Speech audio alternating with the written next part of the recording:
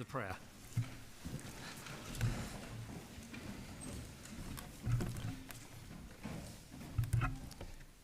Creator and sustainer of all things and all people, you are the source of all wisdom and light. Enlighten our minds to receive your guidance so that you may lead us into true wisdom. May all that we say and do in the service of this county, as well as elected member or as officer, be in accordance with your will and for the good of your people. Amen.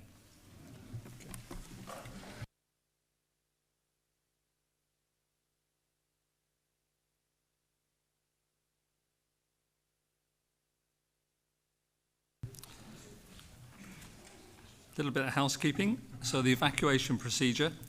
In the event of having to evacuate, officers will be able to advise and be on hand to assist any people with disabilities.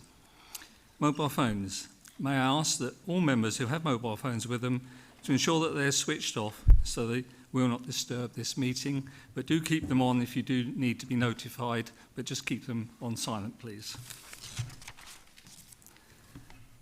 Agenda item number 1, Chairman's announcements. County service. As a final reminder, I will be hosting the county service on Sunday the 26th of October at 3 o'clock p.m. at St John the Baptist in Hugglescote with the Bishop of Loughborough, the Right Reverend Saju Muthahali, preaching. All members have been invited, and I do hope as many of you as possible will be able to come. Remembrance. On Tuesday the 11th of November, I will be leading the County Council's tributes at the annual Remembrance service at the Stand Easy Memorial here at County Hall. As you will recall, at the last meeting I mentioned Armed Forces Week, which acknowledged all those serving in the armed forces. But it's equally important to reflect and remember all those service people who gave their lives for our country. I therefore hope as many members as possible will be able to join us. Agenda item number 2, minutes. I move that the minutes of the meeting of the Council held on the 2nd of July 2025, copies of which have been circulated to members, be taken as read, confirmed and signed. Mr. Hamilton Gray, will you second? Seconded, Mr. Chairman. Thank you so much. Agenda item number 3, second set of minutes. I move that the minutes of the meeting of the Extraordinary Council meeting held on the 30th of July 2025, copies of which have been circulated to members, be taken as read, confirmed and signed. Mr. Hamilton Gray, will you second? Seconded, Mr. Chairman. Thank you. Agenda item number 4, declarations of interest. I invite members who wish to do so to make declarations of interest in respect of items on the agenda for this meeting.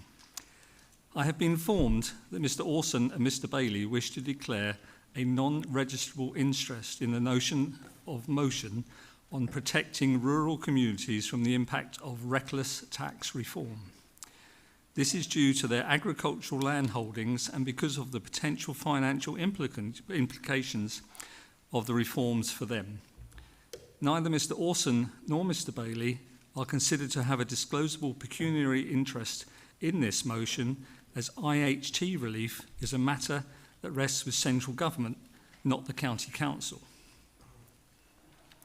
However, given that the issue affects them and their business more than most other people who are not farmers, they have been advised that it needs to be declared as a non-registrable interest, as it might be considered to affect their views on the matter. The monitoring officer has, however, on this occasion approved a dispensation for both Mr. Orson and Mr. Bailey to allow them to take part in this discussion and vote on the matter on the grounds that this is in the public interest, namely to allow an informed debate, including the views of members who have knowledge of the sector and impact of the IHT proposals on the sector. Are there any declarations? Okay. Thank you. Agenda item number 5. Questions asked under Standing Order 7, paragraph 1, 2 and 5. The questions and replies set out in the order paper will be taken as read, and entered into the minutes. I have received notice of supplementary questions from Mr. Bray, Mrs. Taylor, Mr. Orson and Mrs. Bottomley. Mr. Bray, would you like to ask your supplementary question to question A, please? Yes, Chairman, and I thank the leader for his reply. He will recall that at the last meeting I said that we did support holding a referendum, but as the government had already ruled it out, it was an empty gesture. But moving on, will he agree with me then that as this government does not have a mandate on local government reform, it is essential that they carry out a meaningful consultation, and more importantly, they pay more heed to the results than the former Secretary of State did to her legal advice on a housing purchase?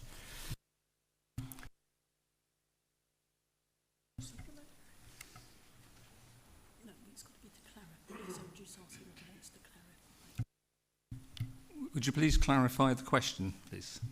Would the leader agree with me that it is essential that the government carry out a meaningful consultation on local government reform?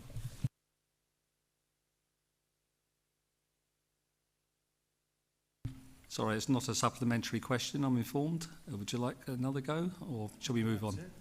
Okay. Okay. Mr. Harrison, would you like to say anything at this point? No? That's it.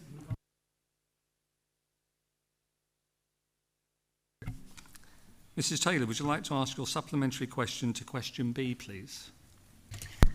Thank you, Mr. Chairman. I thank the leader for his answer, and just a point of clarity, really. He said the Deputy Leader, Mr. Bone, was elected by the Reform UK administration by elected members in May. Could he confirm if the current new Deputy Leader is also elected by the Reform UK administration this time? Thank you. Okay, thank you. Mr. Harrison, would you like to respond? Thank you. A very simple response. Yes. Thank you. Thank you, Mr. Harrison. Mr. Orson, would you like to ask your supplementary question to question E, please? Yes, thank you very much, Chair. And just very quickly, if you'll allow me, I was presented with a petition on this matter just before the meeting. I've handed it to Democratic Services, and I ask through you that it's handed to the correct board tomorrow. So thank you very much. But the question is, would Councillor Squires agree that those currently assessing their birth choices need certainty, and the continual holding position of a decision being anticipated before January is becoming untenable? So given we are now approaching the halfway point in this pause, will he press the Trust to be more open and concrete about their timeline for announcing their future plans for St Mary's? Thank you very much, Chairman. Thank you, Mr. Orson. Mr. Harrison, would you like to respond? Sorry, Mr. Squires. Sorry, I do apologise. Thank you, Mr. Orson. Well, I can confirm I'm already doing that and awaiting a reply. Thank you, Mr. Squires. Mrs. Bottomley, would you like to ask your supplementary question to question I believe that is, or L? I can't quite think. Thank you. Thank you for the response. With 2 months until the deadline, we continue to hear only assurances rather than any concrete details on the potential proposal or how a consultation will actually take place. Isn't there now a real risk that residents will be denied a genuine opportunity to have their say? Can you set out when residents and members will see the concrete plans for engagement and how this will realistically fit within the very limited time left available? Thank you.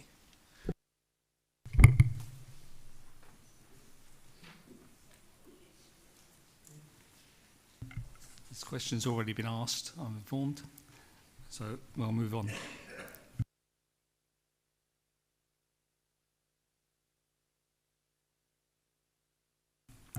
Mrs. Bottomley, would you like to ask your supplementary question to question K, please? Thank you, and thank you for the response. While we are repeatedly assured that actions are being taken in the absence of the Section 19 flooding report, myself, parish councils, flood wardens and residents have no details as to what these actions are. Can we please have some clarity around what steps will be taken and when by to ensure that communities are fully informed and can track progress while we await the report? Thank you. Thank you, Mrs. Bottomley. Who's the question to? Sorry. Mr. Tilbury, would you like to respond? Yeah, thank you, Mr. Chairman, and thank you, Councillor Bottomley. Interim action plan of the Section 19s will be revealed in the next couple of weeks, mid-October. Thank you. Thank you, Mr. Tilbury.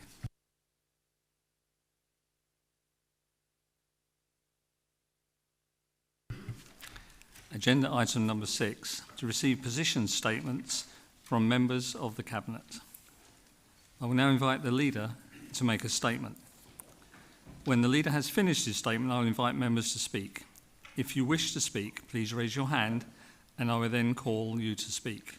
I will invite Mr Meyer, Mr Mahaney and Mrs Taylor as Leaders of the Opposition to speak last before the Leader's right of reply.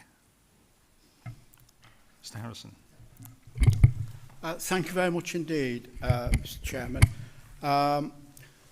Before I start my comments this afternoon, I'd just like to make comments about the leadership of the Conservative Party.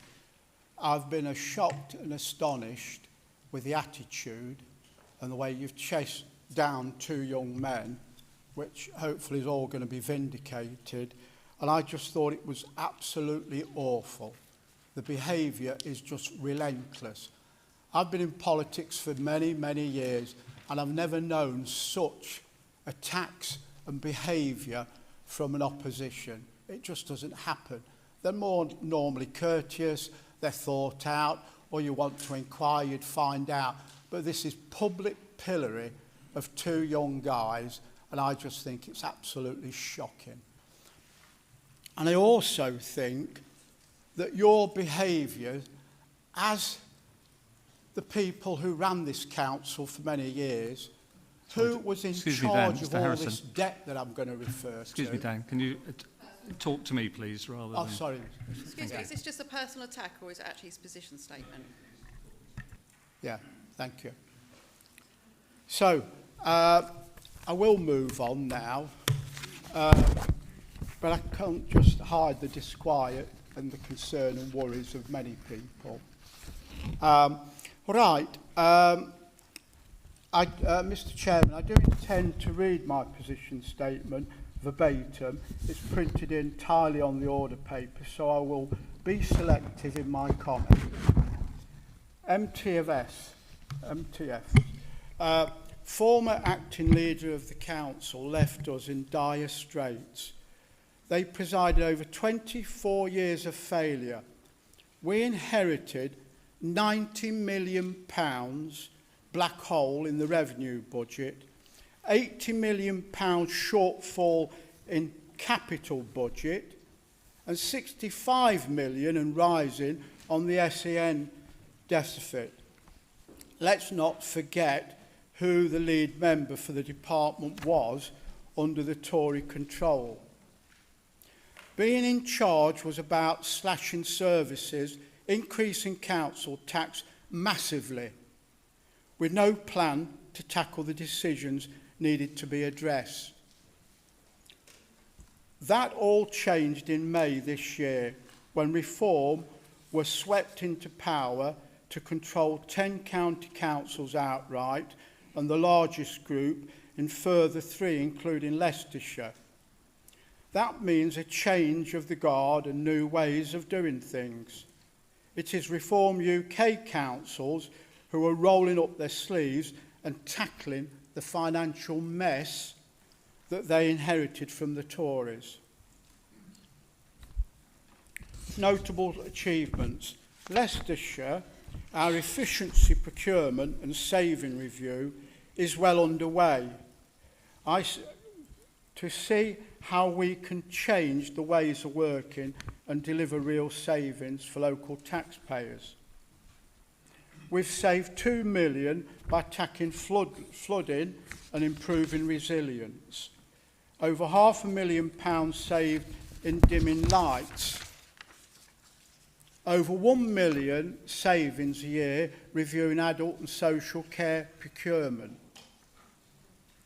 Employment Committee recently approved plans to commence consultation with staff unions on a productive our teams can be when working together. And my cabinet is 25,000 less expensive than Mrs Taylor's cabinet. Local government reorganisation. There is more details in my printed statement on the order paper, but I wish to place on record my gratitude to officers who've worked tirelessly to try and make sense of this government's drive for LGR and devolution.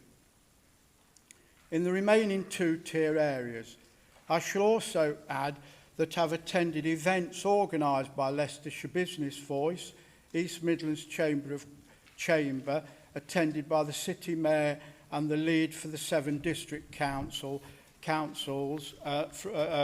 and Rutland, Pip Olnett, as well as the residents and business community need to have a say. The recent county council decisions have been more about majority of members do not support. We now wait for the financial modelling and the difference and the options, particularly to give us the information for more informed debate on the consequences of the county of an expanded city. I've given very serious undertakings that members of this council will have their say. I will meet the deadline of the 28th of November for final submission with the group leaders, agree a timetable for decision making. Meeting with staff representatives. Yesterday, along with Deputy Leader Mr Squires, I had a positive meeting with the representatives from the staff network. There's more detail in my printed statement on this, but we do recognise the importance of staff well-being, and the respect is vital to productivity. I propose that we meet on a regular basis, which was agreed, and I look forward to those productive relationships. His Majesty's Lord Lieutenant of Leicestershire, finally, it was indeed a pleasure to meet Mike Kapoor, who recently met with members of the Cabinet, the County Council Chairman, to discuss his role as he is representative of the monarch in the county. I'm proud of our traditions in Leicestershire, was delighted that we had the Lord Lieutenant, who is top-notch and dedicated to his duties and public services and residents and communities of this county. Thank you, Mr Chairman. Thank you much, Mr Harrison. Mr O'Shea, would you like to speak? Thank you, Chair. Just a point of clarification, where you say that highways have saved £540,000. That's not under your watch, though. That was under the previous administration's watch. When I was Cabinet member, we started that project. So just a point of clarification. Thank you.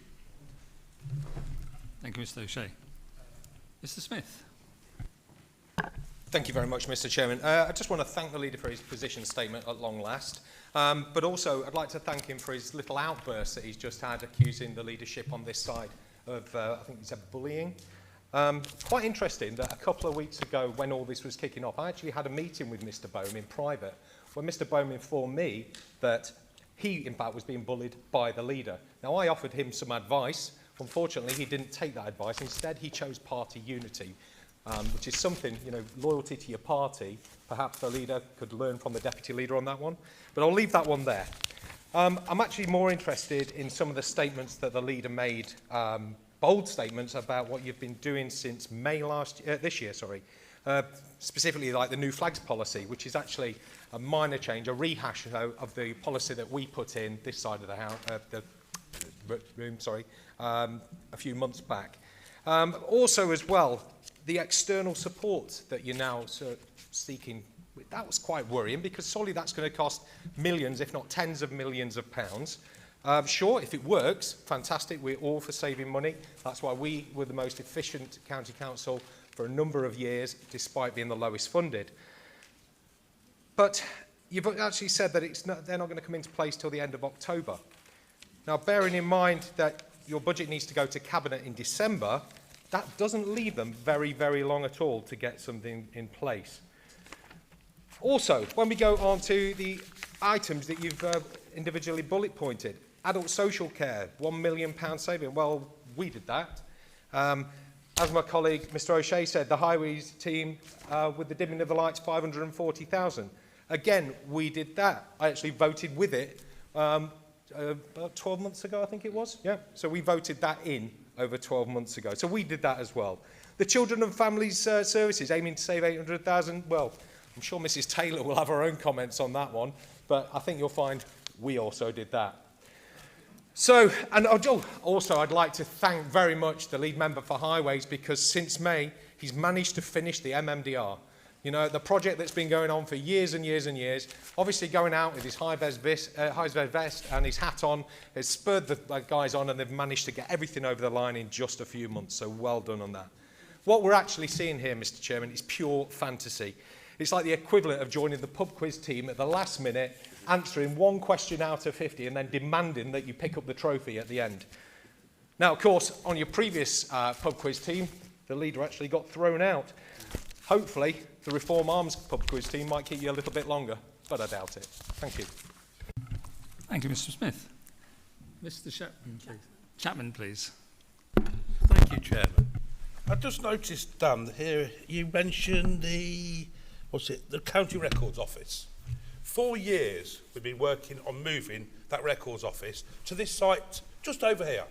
Do you know what the hold-up is?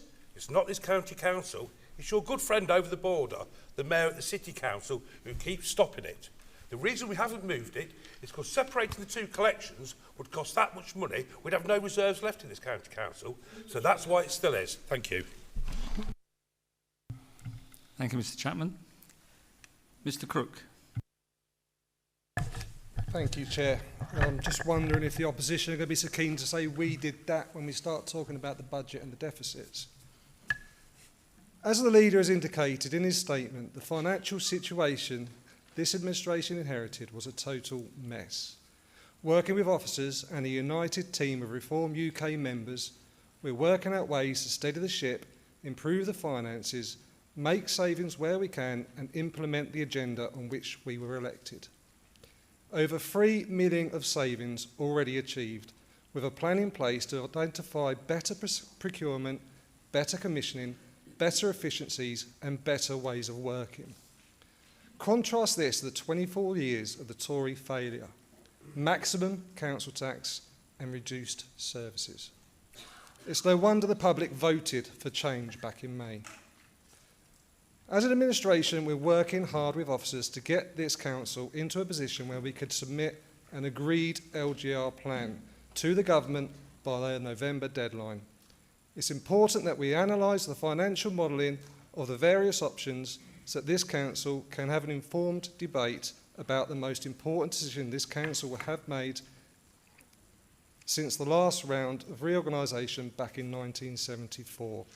I fully support this statement. Thank you. Thank you, Mr Crook. Mr Bray, please. Yes, Chairman, I wasn't going to speak, but I do want to just make some comments on what's been said about people's ages in the positions that they hold. And I am slightly uncomfortable with some of the comments that I've heard on this. I just want to just say, through you, Chair, to some of the people involved, that I was the youngest councillor in the country when I was first elected to Hinckley Bosworth Council, and quite a number of similar comments were made about me. And well, let's put it this way, I saw most of them off. I'm still here and most of them are not. So I would just urge caution on anybody who thinks that just because you are young, you may not be effective. And I would just like to say that I will certainly, and my group will be certainly, judging people on their performance and their achievements, or lack of them, rather than on their age. Thank you, Chairman.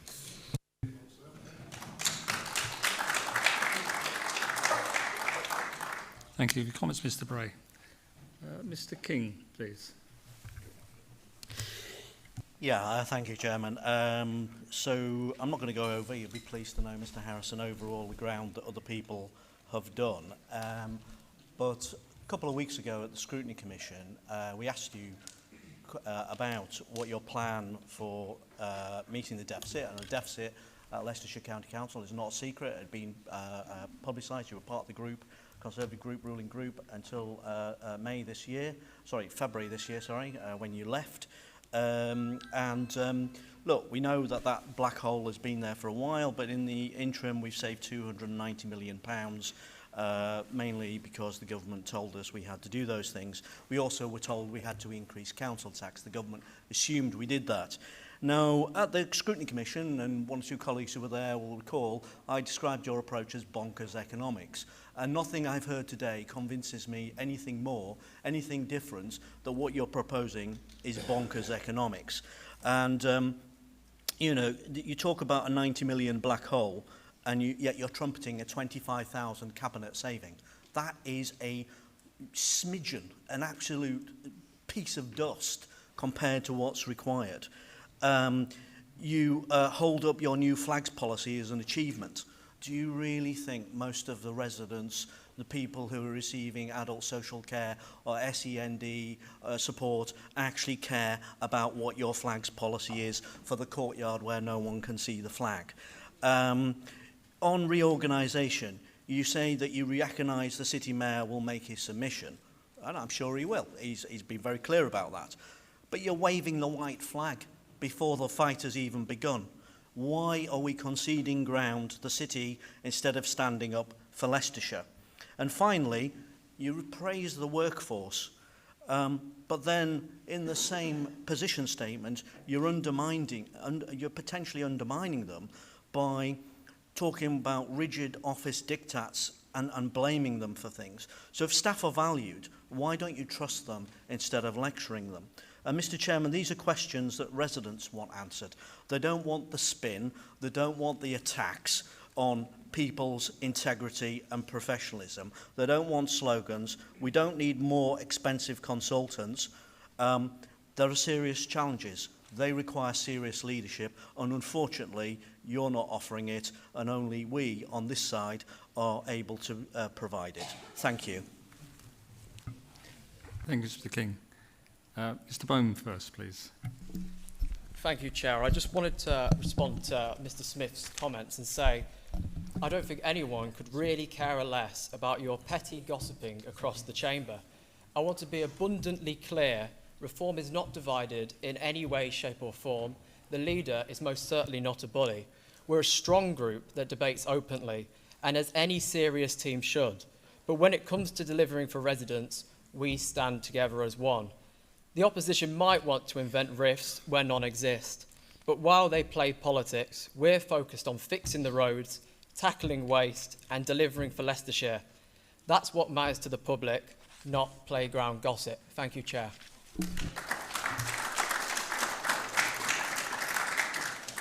Thank you, Mr. Bowman. Mr. Poland, please. Thank you, Chairman, and thank you very much, Leader, for your position statement. The Leader talks in the position statement about the historic failings of political leadership at this county council. Since 2010, the last administration, led by Nick Rushton for more than a decade, had saved £290 million. That is in the context of Leicestershire being the lowest funded county council in the country. But despite that, in 2024, we were still performing so well that the Children and Family Services were judged outstanding, and the Highways and Transport Department were judged third out of 31 upper tier authorities for overall performance in 2024. First question, if the Leader believes Nick Rushton and his administration were such poor leaders, why did he support the administration for just 2 months short of 8 years, which is very nearly the same amount of time that I myself did? Secondly, in the position statement, the Leader identifies a number of savings in development. I recognise a lot of them because they were started when we were in control. But even if the administration can actually achieve those savings, that comes to £2,365,000. Given Reform's commitment, which was said in the election and has been repeated numerous times since, that council tax will be lowered in the forthcoming budget, we will still need to find, and that will cost £12 million, we've been told by officers. So can the Leader give us some idea how we are going to find the £9,635,000 difference between what the savings are outlined and what the freeze in council tax will cost to balance the budget for just this year? Thank you. Thank you so much, Mr. Poland. Mrs. Bottomley, please. Thank you. I just want to echo what's previously been said.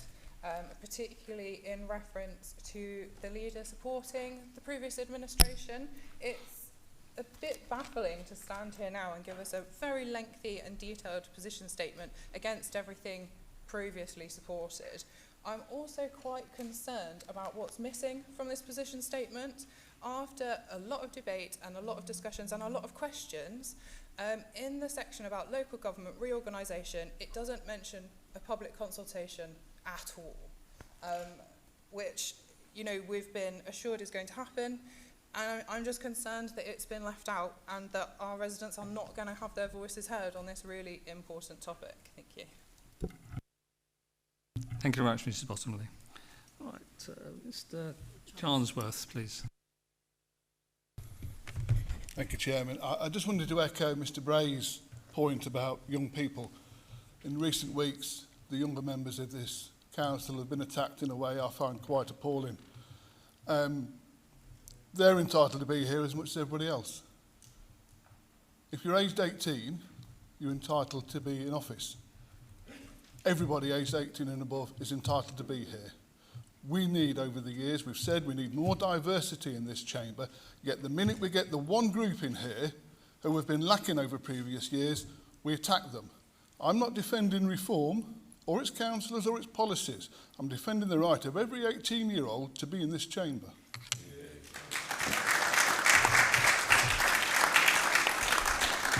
Thank you very much, Mr. Charlesworth. Okay, I'm going to move on now to Mr. Meyer, please. Cheers. Thank you, Chairman, and well done, Mr. Charlesworth and Mr. Bray. I echo those sentiments about age. Let's turn to the position statement. Mr. Harrison, lots been said about you being a member of the Conservative Party until February this year, when obviously you've moved over to Reform. To be fair, Reform or Conservative, I think the situation this council finds itself is down to people like yourself who voted Conservative in 2010 onwards and gave this council austerity and the black hole that you refer to now as a consequence of that. So, you reap what you sow, as they say. Now we've got a Labour government, and I think it's positive. And I think... And I think for the finances, you might laugh, but I think for the finances, it's potentially about 6 or 6.5% more, this settlement coming forward. So when we're talking about finances, yes, you laughed, but 6.5% more. And when you were a Conservative and you were banging on about fairer funding, actually, it seems the Labour government is providing fairer funding for as I was going to say Conservative, but a Reform county council. Send, yes, we all know Send has got a black hole, and I can't believe you put this in this possession statement to say that it's a black hole. In essence, it isn't a black hole, it just needs funding by central government. We are doing Send, and anybody listening into this, please be reassured. If you've applied, we will assess it, and you will get the funding that you rightly deserve. There's not a black hole as such, it's just the way that it's going to be funded, and this shouldn't be a political football Send. Young children and their parents need to know and have reassurance in the county council that we will deliver for them as well. But I think that's enough on the MTFS, because we're going to have the budget, and Mr. Smith is correct. There's only a few months left for the budget, and how we're going to balance it with a council tax cut potentially, that's only for us to find out. Notable achievements since May. There's only two things that are notable. One was the flag policy, it's already mentioned, and the other one, you cut £2 million from net zero to move into the flooding, which you're going to mention further on, and some projects will come. Is that a major policy change? Who knows? It's one of those to come. But actually, in the 5 months, have you done anything that I can point to say that Reform have made a difference of the way the county council is running? Not really, no, not yet. So it'll be worthwhile finding out what those policies are in the months ahead. Local government reorganisation, I think this is something that you could have led on and you haven't led on. The districts have consulted and they know their position. The city is consulting and it knows its position. The only other authority is Leicestershire. We haven't consulted with any of our residents. We as members around this chamber don't know what the proposal is going to be, or whatever proposal we're going to give. We're given promises that we're modelling and we're going to know what the modelling is, and then we're going to look at that one. But we're at the end of September in October it has to get through Cabinet, and in November it has to be submitted.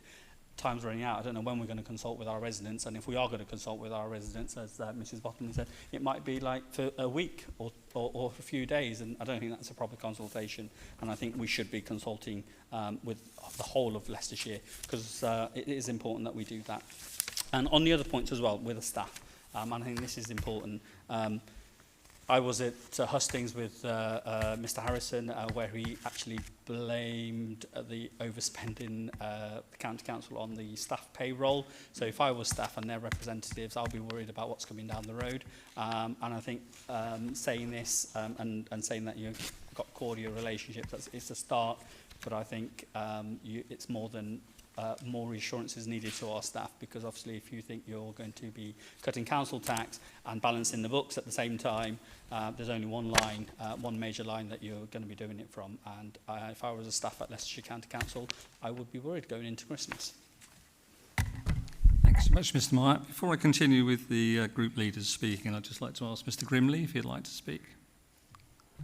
Thanks. It's just a couple of quick points. Hate to have to keep reminding Mr Mayor of how badly the last Labour government left the country in dire straits. It was really dire straits. Well on the verge of a Greek-style bankruptcy or bailout from wherever. So that's a position, you know, that he left, or the party left the country in. But I do agree with Mr Mayor on the reorganisation issue. We are just miles behind the curve. We've had these, you know, the district councils, they were out with their consultations months ago. The city council been out with their consultation, and when is our consultation going to go out? Nobody really knows. It's just, you know, I said this last time, I think at the last full council, we need some action. We need proper action to get this moving a bit, because I was concerned we've not really seen anything. We do need to see something on that. We are just behind everybody else on this in Leicestershire. So can you please get, you know, some proper action and get this moving, Dan? Thank you. Thank you, Mr. Grimley. Okay, back to the opposition group leaders. Mr. Mullaney, please. Thank you, Mr. Chairman. On the MTFS, clearly the council is, as we know, in a challenging financial situation. However, we have a responsibility to ensure that essential public services are protected from any cutbacks. The states of roads, pavements, public transport, education, social care are all essential to residents. We had nearly a quarter of a century of Conservative rule at Leicestershire, and many of our services were run down, not least because the last Conservative County Council and Conservative MPs failed to get, over all those years, fair funding from their government. That meant that we were placed at the bottom of the league for funding, and our services have suffered that way. So I will say that going forward, the Liberal Democrat, we're obviously going to have discussions on budgets and so on, but the Liberal Democrat group would not support any heavy cutbacks to public services that have already been cut back to the bone over the years and are essential services that need to continue and be delivered at a quality level for the residents of Leicestershire. On the flags policy, I won't get into a long discussion on that beyond saying that I was disappointed that the administration turned down a request to fly the Ukrainian flag on the country's Independence Day on August the 24th.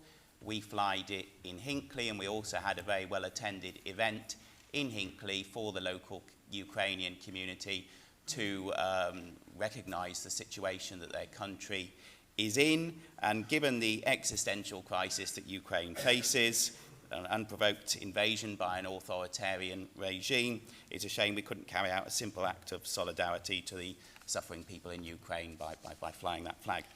Local government reorganisation, we believe it's unnecessary, and we've said so. Sadly, the government is determined to push it through relentlessly. If it has to happen, our 2 points of principle, as we have repeatedly stated, are to oppose one authority for the whole of Leicestershire and to oppose city expansion. We await to see what the financial modelling says about the different options. However, I would say that there are other points of principle apart from that on this issue to do with democracy and local government remaining local and not distant and not remote from the local communities that it represents. And we still hold that a single authority for Leicestershire would undermine those principles of local government being local, and that's why we would continue to oppose it. Thank you very much, Mr. Mullaney. Mrs. Taylor, would you like to speak? Thank you. Just a couple of points to address before I actually go into the position statement. I think when someone resorts to insults and bullying and attack on a person's character, rather than just addressing their differences, these are people that normally resort to that behaviour when they feel out of their depth, unable to show a lack of reasoned argument or lack of emotional intelligence. So I think the leader needs to look at his own behaviour. I have never said in this chamber that young councillors shouldn't be in this chamber, but they should be nurtured and supported, not thrown under the bus. I've championed young people for the whole of the 7 years I was involved in the Children and Families portfolio and supported many young people move successfully into adulthood, so I take no lectures from anyone in this chamber. Mr Cook advised that they've already saved £3 million worth of savings. I haven't seen any of that evidence, so I'd be interested if the leader could explain that to me. And are those savings showing in the budget? Because the budget is currently £8.1 million overspent so far since May, or would it have been £11 million overspent if they hadn't made those savings? So I'll be interested in where those £3 million savings have been made. So on to the position statement, or would I rather call it a rant.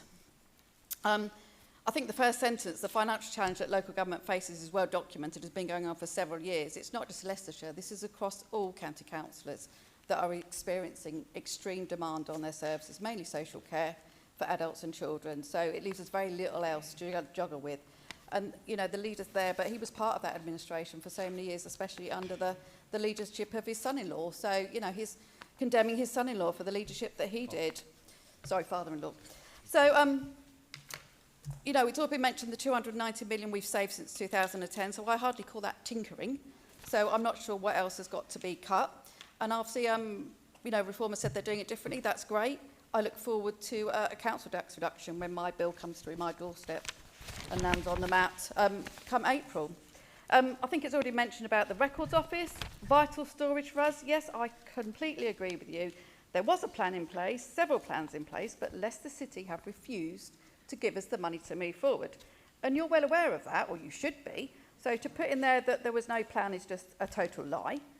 Bow Manor left adrift, you could say that. I would call it that we were looking at different options because it's really important to the people of Leicestershire. You haven't saved it yet. You've gone out for consultation. I don't know what your plans are going forward, but let's see what happens there. So I'll be interested to see how you do that.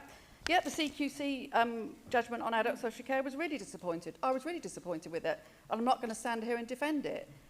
But I know the team are working really hard now to bring that back, and it was just the waiting list. If you actually read the report, it reads like a good rating, not a requires improvement. The only reason it was requires improvement because of the waiting list, which is down to resources, which we haven't got enough staff here to deal with what we need to.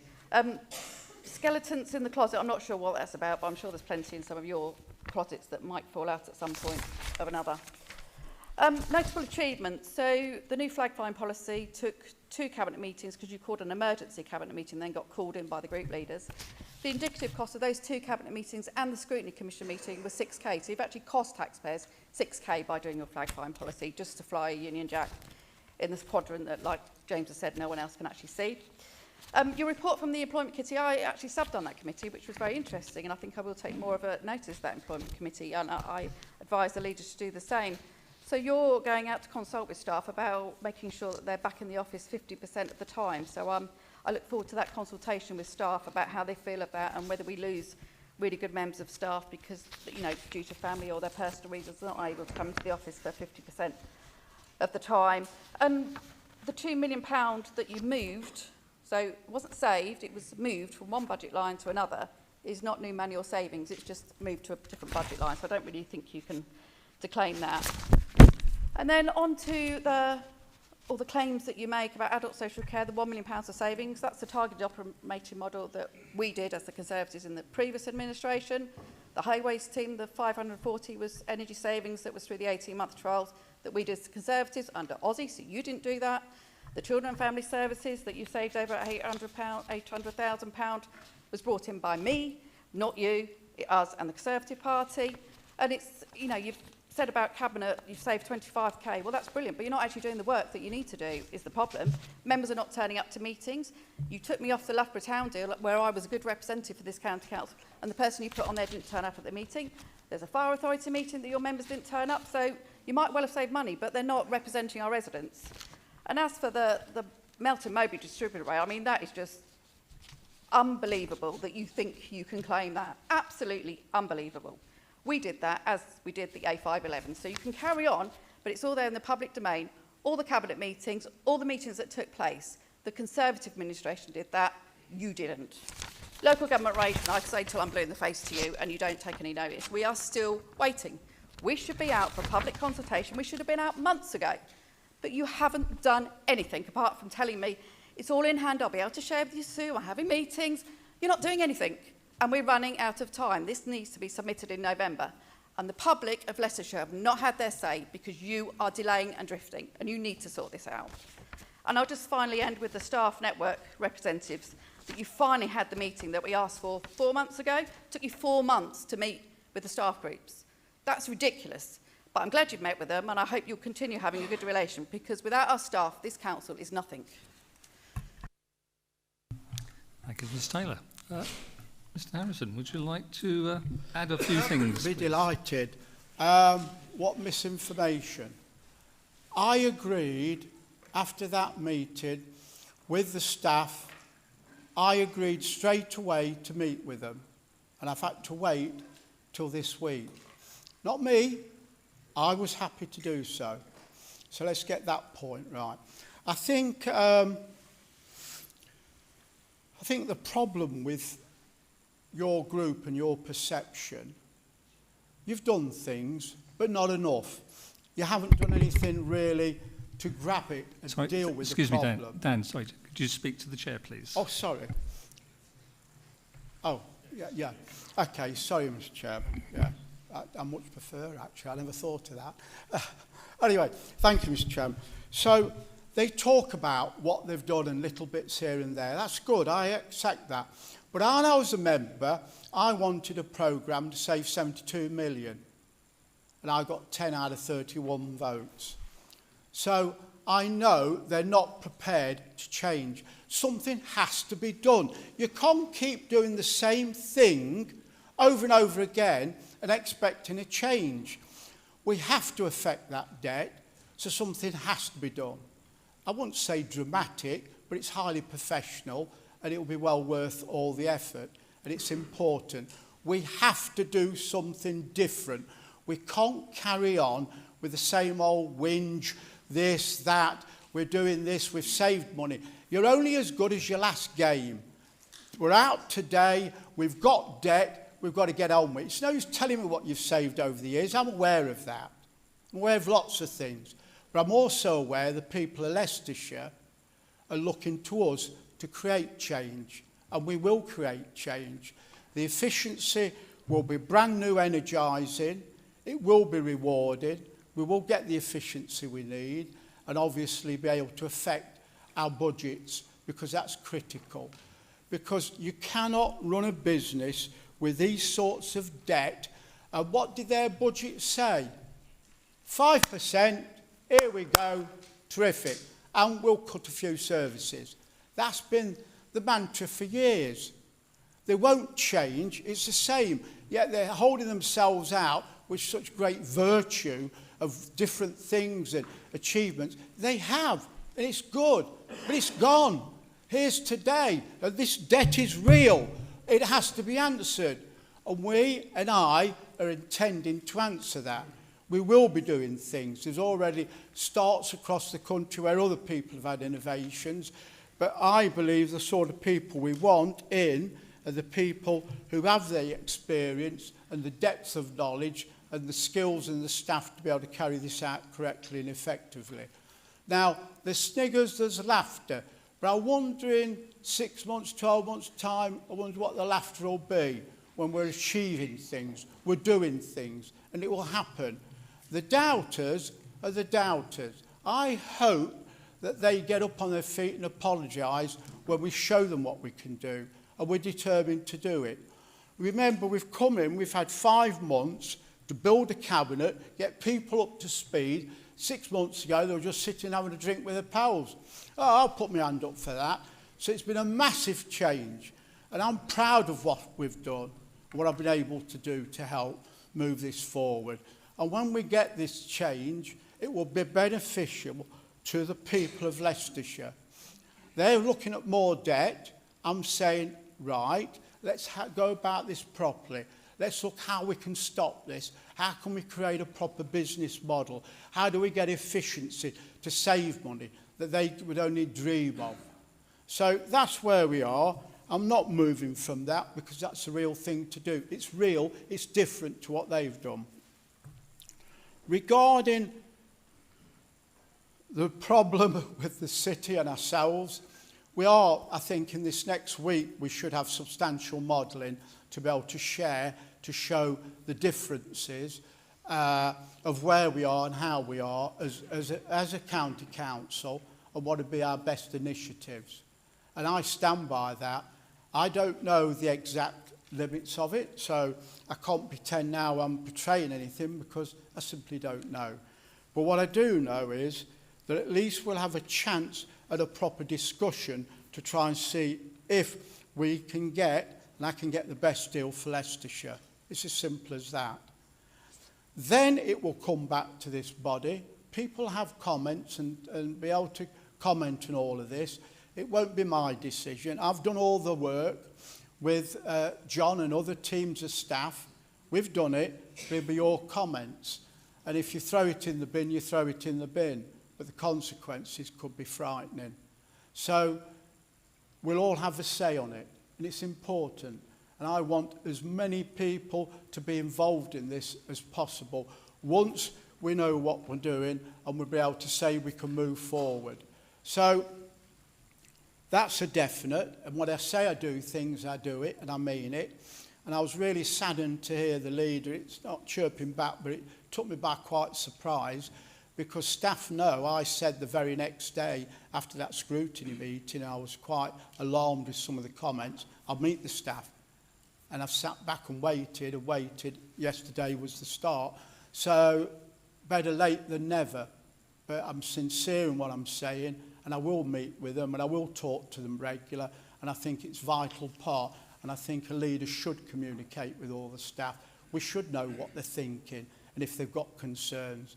Not just sit in the ivory tower, which has been the way it's been done previously. But anyway, people might say they haven't, but this is a proper concept set up with team leaders meeting regularly to discuss matters with them. So all I would say is don't lose faith yet. It isn't over. We've got to make sure we get this modelling quickly and see decisively. Remember, the modelling will also talk about the north and south. It'll look at values.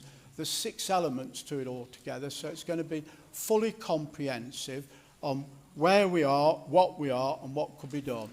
So hopefully after next week's, once I know, I'll get on with it and I want to meet with the leaders quickly. We can share, decide what's happening, then move on. Thank you, Mr. Chairman. Thank you, Mr. Harrison. Okay, we're still on agenda item number 6, receiving position statements. So now we're going to move on to the lead member for adults and communities.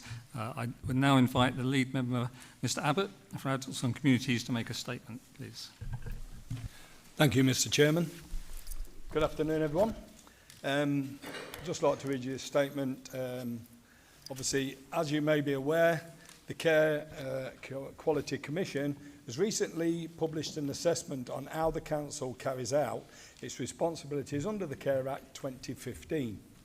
The assessment took place between September 2024 and February 2025. The Care Quality Commission has rated the Council as requires improvement. While this is disappointing with that outcome, it provides us with a clear roadmap of change and an opportunity to strengthen the services for the people of Leicestershire and to outline the strategic and operational actions we are taking to address the areas for improvement. We acknowledge the delays in assessments. Some people have waited far, far too long. Feedback has shown that navigating our services, especially online, can be very difficult for certain people, particularly for unpaid carers and those facing digital exclusion. We've seen usability issues and our safeguarding portal and concerns with data recording and reporting. The Care Quality Commission highlighted gaps in some areas of services, provisions such as extra care, day services and supported living options. And there continue to be a higher turnover rates of recruitment difficulties, especially in the rural areas. The report highlights the need to ensure we reach all our communities, especially those in the rural areas of the county, and work together with our partners to ensure people receive the support and are entitled to from health and social care services. Members, this is a moment for reflection, but also for action. We are committed to delivering high quality, responsive and inclusive adult care services. These strategic actions are not just reactive, they are proactive. Steps to build a stronger and more resilient system. We have already reduced the number of people waiting for assessments by, well, now 250. And we are committed to removing the backlog of assessments for care and support. We have recruited additional staff to support these officers on a temporary basis, demand on the services, and will be working together to ensure we have the right capacity in the service going forward. We are reviewing our website as well, with input from people who draw on support, increasing the use of printed materials for those who prefer information in that format, whilst also expanding digital inclusion initiatives. Working across the council, we are seeking to expand the development of extra care housing and supported living, and we are shortly be tendering for a new home care and day services. We will continue to work with partnerships with our health and housing partners to ensure people have a timely access to NHS services and housing adaptations, and will strengthen our, I get through this word, reablement services to ensure people have the support they need on discharge from hospital. We will enhance staff wellbeing, promote career pathways from apprenticeships to leadership programmes. The Care Quality Commission recognised much that was good in Leicestershire, noting that they saw committed frontline staff using creative ideas to promote people's wellbeing. That's people's experiences were largely positive. That assessments have reflected people's choices, strengths and what they wanted to achieve, as well as improving their independence. And that the council was committed to getting people the right care and support with the strong foundations to build upon. I invite you to support these initiatives and to help us move forward in the interests of the residents of Leicestershire. Thank you, Mr. Chairman. Thank you, Mr. Abbott. Now that Mr. Abbott has finished his statement, I invite other members to speak. If you wish to speak, please raise your hand and I'll then call you to speak. I'll invite Mr. Meyer, Mr. Mullaney and Mrs. Taylor as Leaders of Opposition to speak last before the Leader's right of reply. So, Mrs. Broadley, please. Thank you, Chair. I find it quite ironic that this report has just come out, because at the last committee, Adults and Social Care Committee meeting, the previous one, I came forward with my experience of adults and social care and trying to contact, and how disappointed I was in the service, and how the difficulty I had as a county councillor, let alone a member of the public, to get through. So I find it that both parties are boasting about the savings made to adult social care. You know, was this savings made by cutting the staffing levels which has led to this report? I don't know. But I certainly wouldn't brag about the savings that have been made, given that this report And this report wasn't just about waiting times. It was about the communication as well, about people trying to get through. I found it was, you didn't want me to accept adult social care funding. You didn't want me to be able to get through to somebody. Waiting lists would soon disappear. It was absolutely awful. And I just hope that given this report now, and the fact that the report was done under the Conservative leadership, it's now Reform's problem. And I'm hoping that in the future we can all sit here, regardless of which party we are, and say that the adult social care in Leicestershire is top-notch, that there is no error, that there is no people waiting on lists. It would be utopia if that happens. But let's wait and see.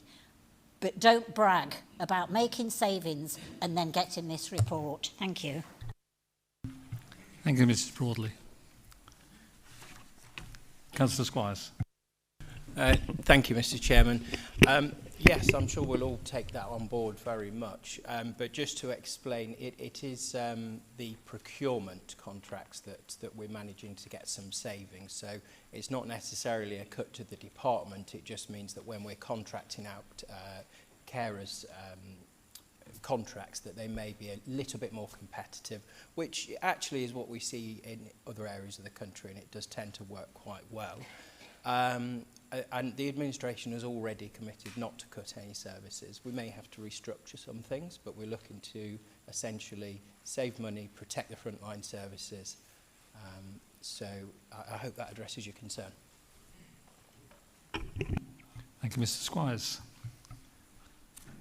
I will now allow the opposition group leaders to speak and won't be taking any more speakers.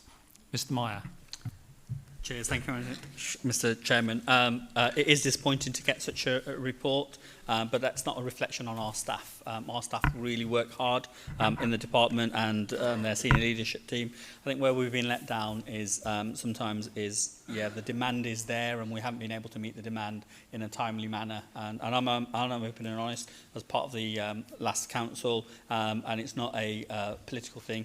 Adult social care and children's social care is such big departments, and that we all have to take responsibility for it and make and also take the credit when it's delivered as well in a good way. However, what we have to do is move forward and make sure that whatever is put in place addresses those issues. Otherwise, as Mrs. Broadley says, people won't be able to access it in a timely manner, and they'll give the same outcome will come. It will be interesting to see what kind of steps are taken to address those issues. So in the position statement, I welcome the additional staff to cut the backlog. Hopefully that means people will be accessing it quicker. But also when that temporary blip of staff has gone, we want to make sure whatever is in place afterwards does actually stay on top of the workload, as they say. It is challenging, staff recruiting into care is challenging. It's not everybody's favourite cup of tea, and the wages aren't great as well at the bottom end of the scale. And with an ageing population here in Leicestershire, I can only see this further pressure on this department, as they say. But yeah, so, nobody to blame, as they say. We all take it as on the chin, but I look forward to the administration being able to deliver on the promises that they've made in this position statement. Thank you. Thank you, Mr. Meyer. Mr. Mullaney, please. Thank you, Mr. Chairman. Clearly, this report is incredibly worrying report to have received, and the unacceptably long waits for people needing assessments for social care that we've seen is a real worry. Social care and solving the social care crisis has been a key issue for Liberal Democrats that we've been highlighting for some time as a top priority across the country, because it is so key also to solving many of the problems in healthcare more generally. The problems with social care in Leicestershire has been in significant part due to obviously the funding issues and the fact that we didn't necessarily have the staff and capacity to deal with the demand. And again, that is an example of how, under the previous administration, the failure to get their Conservative government to deliver fair funding has meant that we haven't had the resources to be able to deliver the level of service that we needed to deliver. And that underfunding is not just a dry statistic, the fact that we are at the bottom of the league for funding. It has a huge impact on the daily lives of people, as it has clearly contributed to the situation in social care. So going forward, it's incredibly important that we ensure things improve for our most vulnerable residents who are in need of social care. And I hope that going forward, we see improvements and that we see that all the funding that is needed to deliver those improvements is provided. Thank you. Thank you much, Mr. Mullany. Mrs. Taylor, please. Thank you, Mr. Chairman, and I thank Mr. Abbott for his position statement. I think already mentioned we have an ageing population here in Leicestershire, and it's pretty obvious our funding hasn't kept pace with that, so we're always going to struggle to hit the mark with lack of resources. And I know our service was rated good before this current inspection that was done under a new framework, so I am really disappointed that requires improvement. But I know the team there, and I spoke to John Wilson this week about the report and what they're doing, and it sort of mentions in here some of the actions that are already underway to support and make those changes and be proactive in moving forward. I think we just need to, even though we have an ageing population, we always this also covers young adults that have got disabilities as well. So this is not just about old people, this is about younger people as well, and we tend to forget that sometimes, so we need to remember that. So I know it's incredibly difficult to work in partnership with some of our health and housing partners. You know, you're juggling around all the time, so I understand, Mr. Abbott, when we're trying to get that support, we have to work with other partners, and that can be extremely time-consuming and sometimes very frustrating, but we need to keep banging that drum. And just reading this report as well, there was good things noted in Leicester, so even though it's a bad rating, we need to look at those good points that we picked up and build on those as well, and especially our committed frontline staff. We couldn't ask for a better team of staff and a better director here to support our adult social care. And, I will offer Mr. Abbott any support I can in any way to move this forward. I do offer the leader support and he refuses my help every time, but I offer this directly to Mr. Abbott. If you need any support from the Conservative group, we're very happy to support you in making sure that we improve our adult social care services here in Leicestershire for all our residents. Thank you. Thank you very much, Mrs. Taylor. Mr. Harrison, would you like to? No. Sorry, Mr. Abbott again. Sorry. Yeah, that's nice to know we've got the support of the whole House on this. It is important, social care, adult care.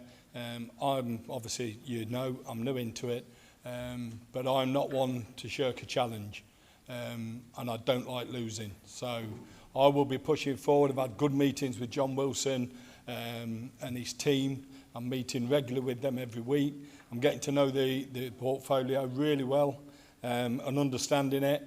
I've already made suggestions to John, which he's taken on board, and obviously where we can make savings, but improving the actual services as well. And that's mainly cutting out the red tape. We all know there's loads of red tape. People have to jump through hoops. If we can cut some of that process out, it's going to save us a lot of money and hopefully deliver a better, much better service for the social care and adults in Leicestershire. Thank you very much. Thank you very much. Okay, moving on to the lead member for Children and Family Services. I now invite the lead member for Children and Family Services to make a statement, please. Mr. Pugsley. Thank you, Mr. Chairman. As members will be aware, Leicestershire currently has 8,164 active EHCPs, which is an increase of 54% from 2020 and 158% since the introduction of the SEND reforms in 2016. Since January 2025, the department has received 1,305 requests for an EHCP needs assessment, a 20% increase from previous levels. This significant increase reflects the uncertainty over the upcoming schools white paper that is expected to make changes to the way in which SEND provision is delivered in local areas. While we welcome the direction of travel to ensure more children can have their additional needs met in local mainstream schools and support across the system to increase inclusion in schools, the financial challenges impacting Leicestershire as a result of this increased demand are significant. High needs block funding has not kept pace with the increase in requests for assessment on the subsequent issuing of EHCP plans to support children and young people's SEND. a national increase in EHCPs by 125% against an increase in high needs funding of 59% is leaving Leicestershire with a projected high needs deficit of £118 million by 2028 to 29. Despite these pressures, I'm pleased to share that as a result of hard work across the department, EHCP needs assessments are now being processed in an average of 24 weeks, a significant improvement compared to this time last year when figures were close to 60 weeks on average. The department is also exploring the use of technology to support improved processes and more efficient delivery in order to focus more time on supporting children and families with SEND. I'd like to express my thanks to staff within the department for their hard work and tenacity over the last year to secure these improvements and work towards getting it right for children and young people with additional needs. I'll move on to children in care, Mr. Chairman. Over the last 5 years, the department has been working with Bernardo's to open residential homes for our children in care. There are now 6 homes out of the 8 planned that are now opened across Leicestershire. The remaining 2 homes will be open before December this year. These homes are providing support for our most vulnerable children in care through 1 home supporting children who have been exploited, 4 homes supporting children with trauma that have led to emotional and behavioural needs, 1 parent and child assessment home, and 1 high-need emergency and assessment home.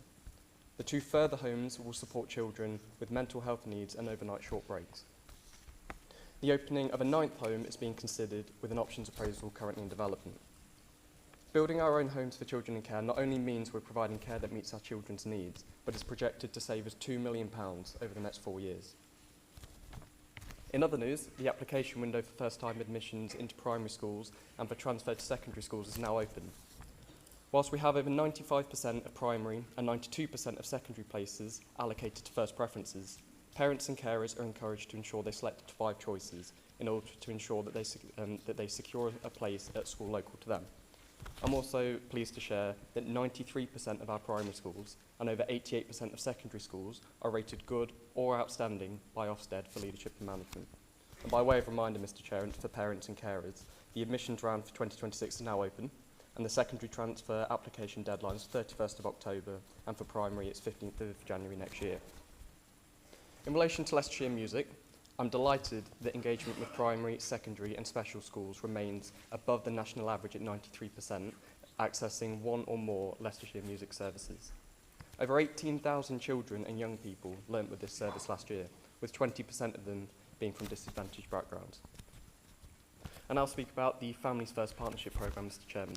So this programme is a delivery mechanism for the government's reforms of children's social care services. It has a particular focus on multi-agency safeguarding arrangements and integrated delivery of targeted early help, ensuring families and their networks are at the centre of finding solutions to keep children safe at home. The programme is currently working on 3 pillars: family help, family networks and multi-agency child protection teams. Family help builds on work already started to bring together our targeted early help services with dedicated children in need teams of social workers, ensuring that we have a strong response for families who need help. Family Networks is focused on how we can draw together the wider support of extended families and friends to support sustainable change and to help children stay safe at home. The multi-agency child protection teams are considering how best we work with our statutory partners of health, police and education to ensure timely and efficient decision-making, investigations and review of cases. The Children and Family Services Department has made a strong start to the programme with excellent engagement across the partnership. This includes the seconding in of a police officer and health professional with input from educational staff to help build on existing multi-agency arrangements for the protection of children and risk of harm. I'm pleased to present this position statement, my first position statement as lead member for Children's Services, Mr. Chairman, to share the positive work of the department and to highlight some of the areas of concern across children and family services and how both I and the department are working to tackle these. Thank you. Thank you so much, Mr. Pugsley. I will invite members to speak. Oh, sorry, Mr. Charlesworth. Thank you, Chair. Just a quick word on children in care, really. We have discussed this at Children's and Families before, but since then, the ONS have released a report on children in care. It doesn't make good reading. I'm pleased to see that we're going with Bernardo's in building homes. I think that's the way forward. There are too many unregulated providers who are merely profiteers trying to make money out of this system. We've got children's homes popping up everywhere with untrained staff, unregistered providers. And the disappointing thing for me is this council is placing our children in homes without planning permission to be a children's home. That's now been trying to be rectified, but it should never happen in the first place. I urge everybody, and I'll ask the director to circulate that report. It's important reading because it shows the way ahead. And at the moment, this council, it's working on it, but we're far from where we need to be. Thank you. Thank you, Mr. Charlesworth. Mr. Smith, please. Thank you, Mr. Chairman. I'd just like to congratulate both the lead members for adults and for children's on their first position statements. Really interesting reading. It sometimes gets lost in the political bluster of we're trying to bring you guys down. That is not the case at all. Every single member in this chamber wants the best for Leicestershire. We're not attacking you. We are helping and wanting the very best for our Leicestershire residents, particularly our most vulnerable, which if you think about the two departments that have just spoken, that's 2/3 of the entire council budget, and it's likely to go up even more. So what I would urge is both the lead members, you've got a leader there who has had offer of help and is point blankly refused to take it. But I'm reaching out to all the lead members. Use the experience on this side of the room and members over that side as well. We are here to help you. The Children and Families Department, you have some incredible experience over this side. You have a lead member that took it from requires improvement to outstanding in a few years. You've got 2 former cabinet support members over this side. You've got umpteen members across the side of this chamber that have helped in the Scrutiny Commission. We know the department inside out. We are here to help you to get the very, very best for our children in care. Thank you, Mr. Chairman. Thank you very much, Mr. Smith. Mr. King, please. Yeah, thank you, Chairman. I'd just like to say that was well read, Mr. Pugsley, and all of that. But one of the things you didn't talk about, you did mention about the large increase in requests for EHCPs in the last year. But the reason for that is unfortunately because of the Labour government last year made a lot of noise about changing the SEND system, and actually a lot of parents and carers of children then panicked because they thought, hang on a minute, if we don't get an EHCP in place, we'll never get one. So all of a sudden there was a massive surge in applications. That's what we've experienced, because I was at a LGA meeting recently and they said that nationally the increase is about 10%. So Leicestershire's had a much bigger increase than the rest of the country on average. And so I think, we need to understand that, which you haven't explained, but part of the explanation, as I understand, is the government talking about changing the system, and parents and schools, because schools get additional funding to support those young people through their education trajectory. So that's something that you didn't talk about. But I mean, the problem with SEND funding, of course, is it's a bit like Hogwarts. It's magical and mostly fictional, and that's the problem. And unfortunately, you and us here, we don't control the funding. The funding comes from the Treasury, and at the moment they don't fully fund the SEND high needs block in full, and so we have a huge deficit hanging over us. It's a bit like, I'm trying to think but what the right expression is, but I can't think of it at the moment, but we have an axe hanging over us, and like all other local authorities, upper tier and unitaries that deal with children and adult care. We've got this financial chopper basically hanging over us, which the government can impose at any time. And the problem is, and I go back to the comments that were made earlier about LGR, this is absolutely critical to get this right in LGR, because if you split up adult social care and children's services into 2 or 3 or however many services it is, and you have to give away large parts of the council tax and business rates base of Leicestershire to the city, for example, so we lose a lot of revenue, and we've then got all the high needs still, we're going to be even worse in the mess than we currently are.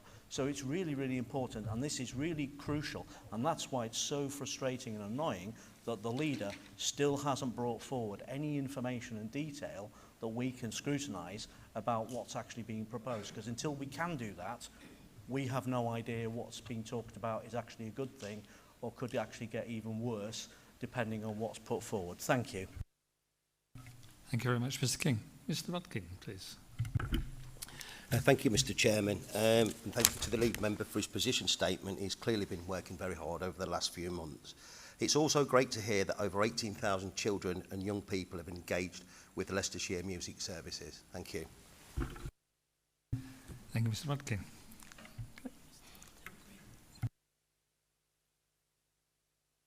Right, Mr. Tilbury.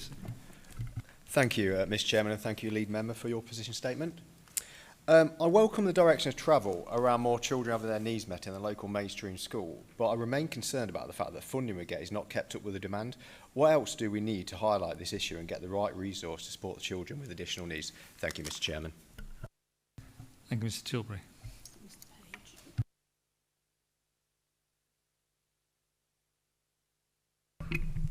Thanks very much, Mr. Chairman. One of the things that, and I'd like to say firstly, thank you very much for that position statement. That was very comprehensive, and as a member of that committee, the Scrutiny Committee, a number of the issues that I'm concerned about did come up in that last scrutiny meeting. And one of the things that's missing, I think, from our approach here, as we're being forced to build more and more homes, there's more speculative building proposals coming through, the price of that needs to be the Section 106 money. That if we're going to be forced to do something, then the facilities both for schools, for SEND and for adult social services needs to be thought about. There needs to be a new strategic arrangement, and I'd like the council to look at that for the leaders, for the leader and the leaders of the various groups to look at how we can actually get more from Section 106 money. That to me is an opportunity for us to close some of the gap in funding. Thank you. Thank you, Mr. Page.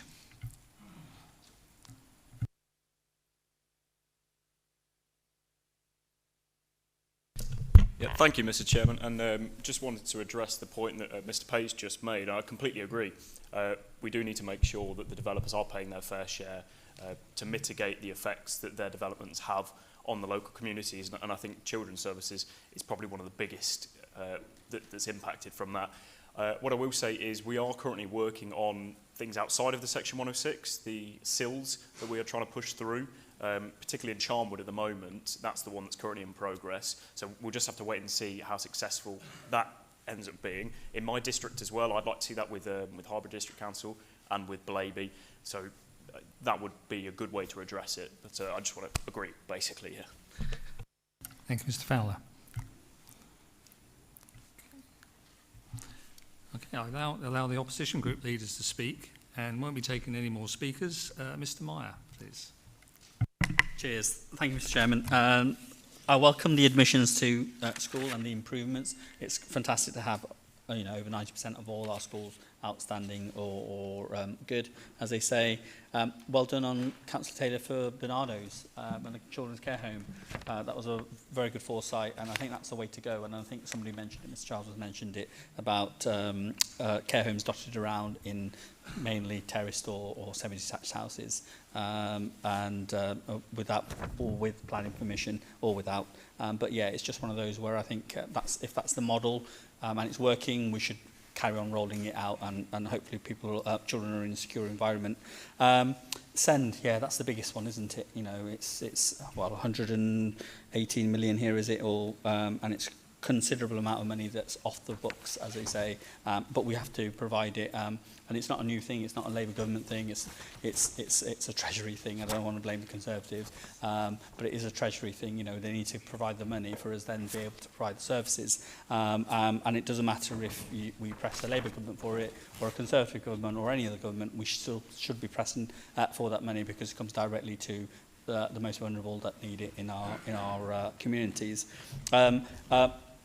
interesting intervention there about the SIL in Charnwood, so not fetching any interest, but yeah, we are pushing, we're changing the modelling for how we collect money from developers. Charnwood is going to be the first, I think, in Leicestershire to approve a SIL, hopefully in the new year, and we thank the County Council and their officers for the help in providing the services to get that over the line, and you know, once it's done, maybe that's a model for the future unitaries to adopt as well, but we will see, and we'll see how that happens. But it's important that developers do pay their fair shares as well.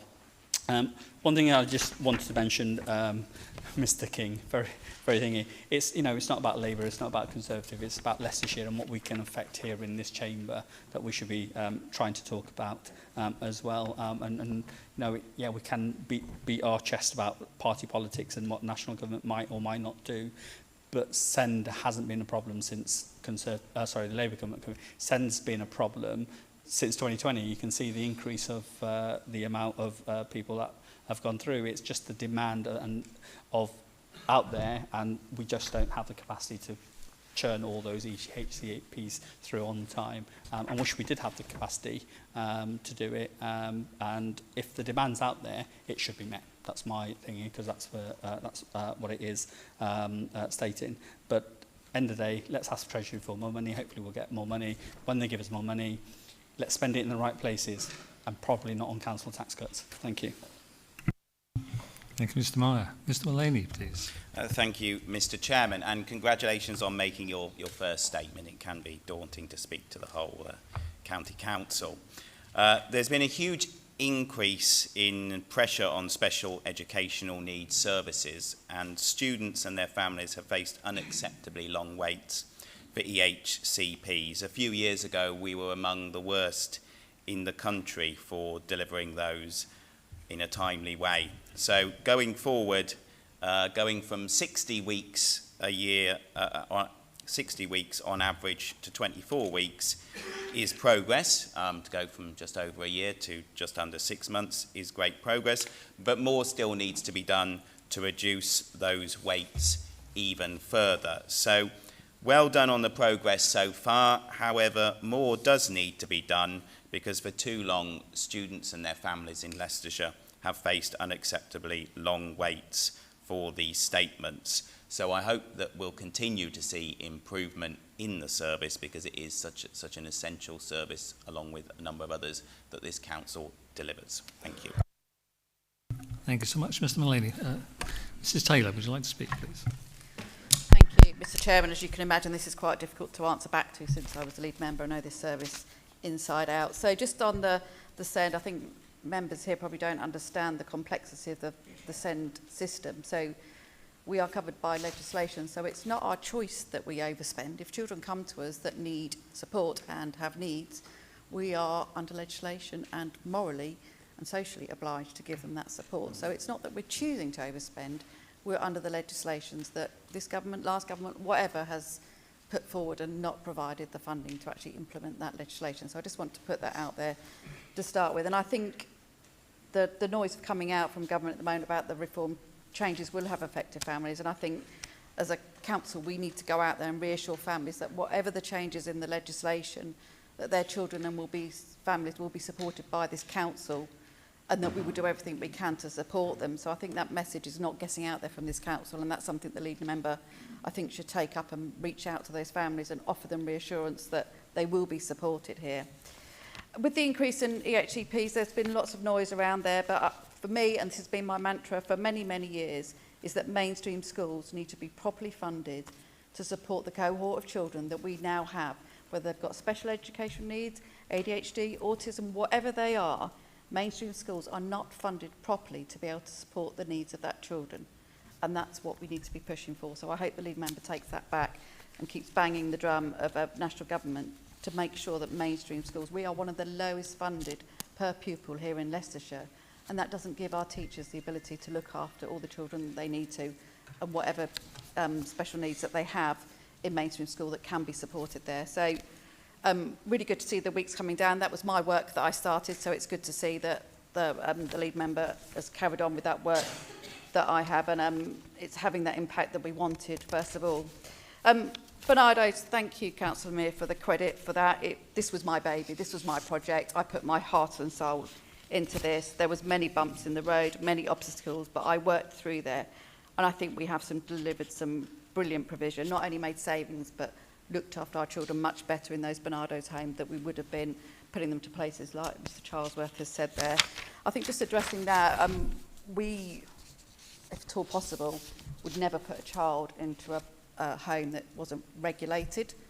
What the planning permission was something that we wouldn't have done, and I have addressed this before, but I think there is an issue there of districts, and it's a district and borough, of not keeping an eye on what's happening, and care homes are propping up without having the change of use. So I think there is an issue, but it's borough and districts, and we wouldn't actually look into the planning permission when we place a child.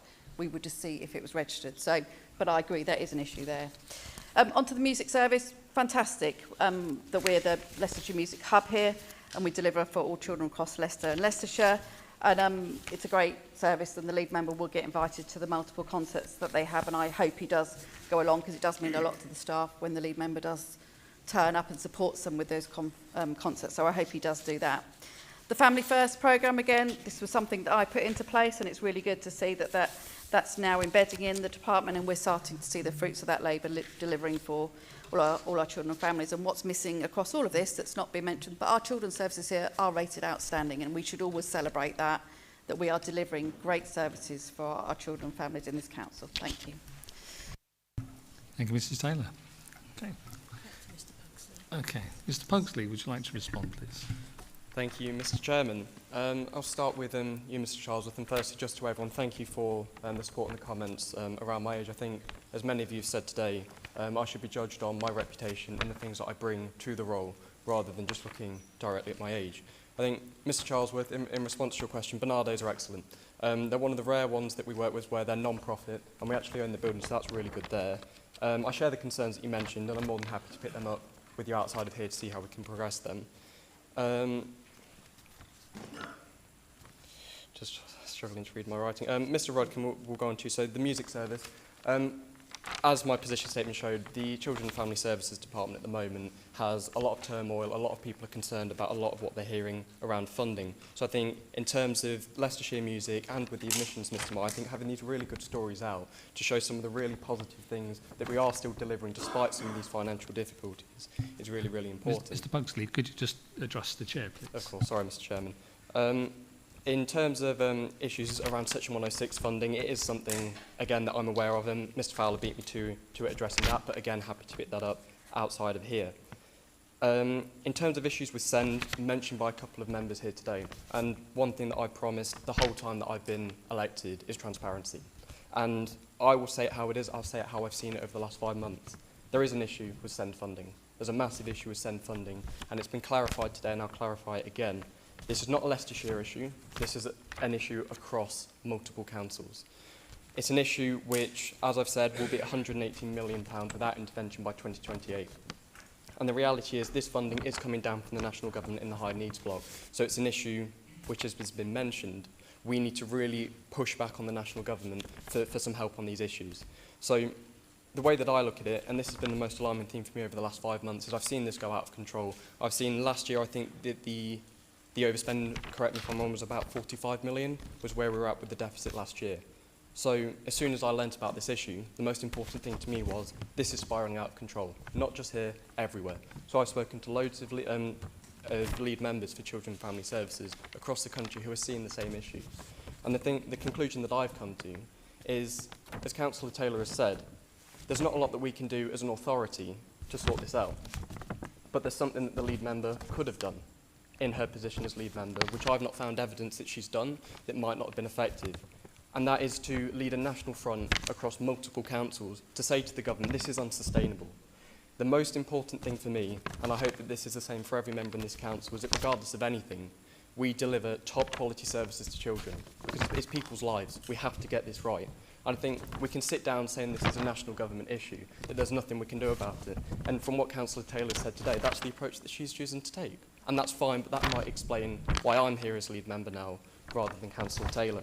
The approach that I'm choosing to take is, as a department, there isn't a lot we can do financially. But if all lead members, and this is what I'm planning to lead, all lead members across the country, if we go to the national government, we explain the issues, if we go through all of this about applying the pressure to show that this is completely unsustainable, that's where we need to be going. I think in terms of other questions, I'll go back to something that both Mr. Smith and Councillor Taylor mentioned. So he was talking about how they were more than happy to offer me support. So I find that quite interesting based on the fact that I've been in this role almost 5 months now. I've not heard anything from anyone over in the Conservatives, but I have been reached out to by many members of other political parties who have come to congratulate me for the role, they've come to give me pieces of information, they've come to me with concerns, advice, all of these things, all things that I've managed to learn from, all things that I've managed to reassure them on. So I find it very fitting that from the Conservative Party, that it's silence for 5 months, but then when we're in front of cameras, they're all about offering a hand. I think, going on to Councillor Taylor, some things that I talk about is mainstream schools. She mentioned that mainstream schools aren't funded properly, there's issues with funding. And then this was mentioned again with Mr. King, is I'll quote him, where a lot of the funding is magical and fictional. So we have issues in the high needs block, and she also mentioned the fact that schools are underfunded, which is why I find it quite bizarre, I'll even say hypocritical, Mr. Chairman, that the previous lead member will stand here to the full council and say that schools are underfunded, when roughly about this time last year, her administration chose to move just under £3 million, I think it was £2.8 million, away from the school's funding block into the high needs block to deal with the deficit, which, as all of us have said here, is not something we could fix as a local authority. So I think championing that schools should have more funding, that there's an issue in schooling, at the same time as taking away £2.8 million, valuable money to a lot of schools, away, is something that we should all remember. I think she also mentioned, and I'll go on to this point, something towards the start, that she's never said anything about my age. So I'm going to quote to you, Mr. Chairman, something that she said in the Conservative Home article that she wrote, I believe it was on the 15th of September this year. So she wrote, Charles Pugsley, a 19-year-old full-time university student, was given the role of Cabinet Member for Children and Families. This appointment was viewed with scepticism by councillors. So the question that I've got is, I've heard from many members of the council today who have said, they're not judging me on my age, it's all about what I can bring to the role. So my question is, if there is scepticism from councillors, it's not from any of the parties on the benches over here, it's from within her own party. So the question that I have is, either what Councillor Taylor has said there is factually incorrect, or it's been misinterpreted to council in the fact that it is coming from the Conservative administration. And I think we're starting to see the issues here. I've been hammered for my age by the Conservative administration. I've been hit by Conservative MPs for nothing other than my age. And I think it was something that Councillor Taylor said many months ago. It takes 6 to 12 months for a member to fully understand the department. And I think that's where we should be focusing. In 5 months, I've learned a lot about the department. I've understood the statutory responsibilities. I've understood all of the issues that we've got, all of the issues that are spiralling out of control, and many issues, in my opinion, Mr. Chairman, issues that the previous lead member was aware of and chose not to do anything, blaming it on national government. And I think that's where we need to be focusing as a council, and I'm very grateful to many members for seeing that. I think we're 5 months in, there's lots of work that I've been doing, and as everyone knows, it takes time to change things in here, but it's all about moving action forward, not blaming other people or saying it's a different government problem, it's a different authority, those kind of things. It's not the direction we should be going in. So I'm very grateful to the rest of the council who are looking at this with an open eye, who are happy that we're having a change in the leadership, which is what was called for in the election. And I'm very grateful that the rest of the council has given me the opportunity so that maybe this time in 6 months, or however long it would be, that I can stand up here and be judged on the reputation that I've delivered in the department, in the council, and the things that I've managed to change positively. Thank you, Mr. Chairman.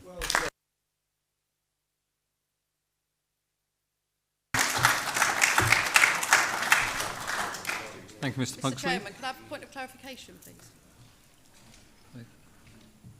So there's an opportunity to have a point of order or a point of personal explanation, but there's not really a right of reply to the lead member's right of reply. I think so it's just an untruth that I need to correct that said what I did. So is that a point of personal order? Okay.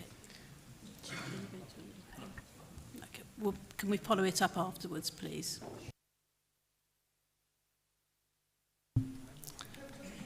Okay, moving on. I now invite the lead member, Mr Tilbury, Member for Environment and Flooding, to make a statement. When the lead member has finished his statement, I'll invite members to speak. If you wish to speak, please raise your hand and I will then call you to speak. I will invite Mr Meyer, Mr Mulhaney and Mrs Taylor as leaders of the opposition to speak last before the leader's right of reply. Thank you. Thank you, Mr Chairman. Since my appointment as the Environment and Flooding Lead member in May, I have visited many communities devastated by the flooding in the past 2 years, listened to their stories, understanding the very real impact that flooding has had on many lives. I do offer my sincerest sympathies to those affected and are committed to helping communities become more resilient to flooding through my role as lead member. I've been liaising extensively with the flood risk management team and local flood wardens to understand and support the significant amount of work undertaken by them and with other risk management authorities such as the Environment Agency, Severn Trent Water, district councils and the Canal and Rivers Trust. I would like to offer my thanks for the work that they have undertaken during what has been an extremely busy time over the last 2 years, in particular with two of the most worst flood events in Leicestershire's history. I am pleased that we've been able to make a further £2 million available for investment into community flood resilience and highways drainage improvement work. I'm also pleased to say that proposals for the use of this funding were brought to Cabinet in October for approval, so the Department gets to work with initiative in communities to be flood ready and improve their local flood resilience. It's becoming very clear to me flooding and flood management is complex, not least in understanding the causes of flooding, which are often a combination of factors, but also the varying roles and responsibilities involved in addressing the flood issues. Yet, one of the primary factors in increased flooding are new developments. Many are built on historical floodplains, and now the water simply has nowhere to go. Even ones that aren't built on floodplains are causing major issues because they're just connecting to the existing drains and sewers that were not designed for their extra capacity. Without huge infrastructure overhaul overseen by central government, these issues are only going to intensify with the planned developments all over Leicestershire over the next few years. In light of this, I'll be supporting the motion put forward by Councillor Bottomley, who is working tirelessly to ensure that Sowerby and the surrounding areas become flood resilient as possible. I would like to announce to the public that we will hold cross-party leaders meetings and will continue to arrange further meetings to combat this threat. I would also like to say I've had a lot of support from all the other parties in arranging flood meets on site with local wardens. We cannot guarantee that homes and businesses won't flood, but we are doing our utmost to protect as many as possible. Just as important, though, is getting over the message that we all have to do our best to become flood resilient at an individual, community and county level. With this in mind, we'll be holding more community drop-in sessions this autumn in Snibston and Starby. If you live in the surrounding areas, I really encourage you to come along. Thank you, Mr Chairman. Thank you very much, Mr Tilbury. Okay. Thank you very much, Mr Tilbury, for your statement.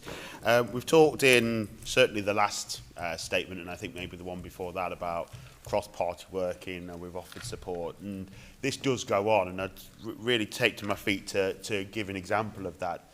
I asked a question in July about continuing my campaign to get flood wardens the legal powers to close roads. This is so important to our communities. Being able to close roads, stop traffic coming through, creating bow waves which can cause flooding where none has previously happened, or exacerbate flooding where it's already been the case. This can devastate houses, residents and communities. And I'd just like to thank Mr Tilbury for the work that he's done with me since that time to get flood wardens that power. We are making progress, and fingers crossed we will have it in place for this winter. But I wanted to say, first of all, thank you for the work we're doing and continuing to do, and use it as an example of how actually across party working we can get achievements for our communities, which, as Councillor Smith said, is ultimately what we're all here to do. We're all here to serve our residents, serve the people of Leicestershire and make it a better place. And yeah, as I say, I just wanted to put that on the record. Thank you. Thank you, Mr Poland. I think we all agree with that. Mrs Pendlebury, please.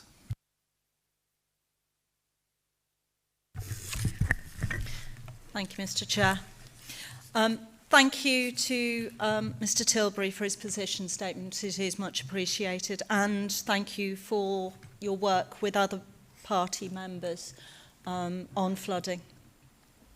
I certainly welcome any investment in flood resilience and highways, of course, and welcome your recognition of the complexities of the causes of flooding. However, I think it is detrimental for any forward plan to regard flooding in isolation to climate change and feel this is a blinkered approach more related to party politics rather than profound peer-reviewed studies from expert organisations and individuals. Thank you. Thank you, Mr. Penbury. Mr. Mellon, please. Thank you, Mr. Chairman. So just a few comments then. Firstly, thank you, Councillor Tilbury, for the statement today. Of course, I'm naturally delighted to hear about the investment that's going to be made into flooding and the £2 million, which hopefully will be set aside come the Cabinet meeting in October to reinforce flood resilience across Leicestershire. While it might not be considered as one of the priority flooding areas, there is flooding in my division of Market Bosworth.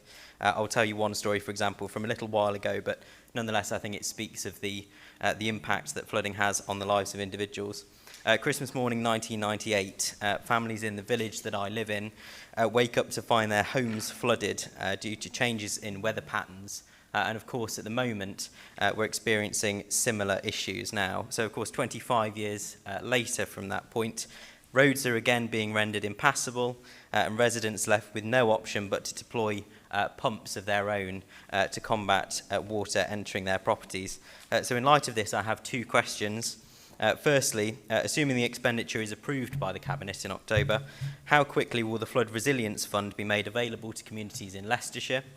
And secondly, as road flooding has jeopardised homes in my division and of course many others in the county, will the Highways Department commit to urgently addressing road water runoff and particularly blocked culverts and other highways infrastructure on highways land, which puts homes in danger? Thank you very much. Thank you very much, Mr. Meelan. Mr. Bradshaw, please.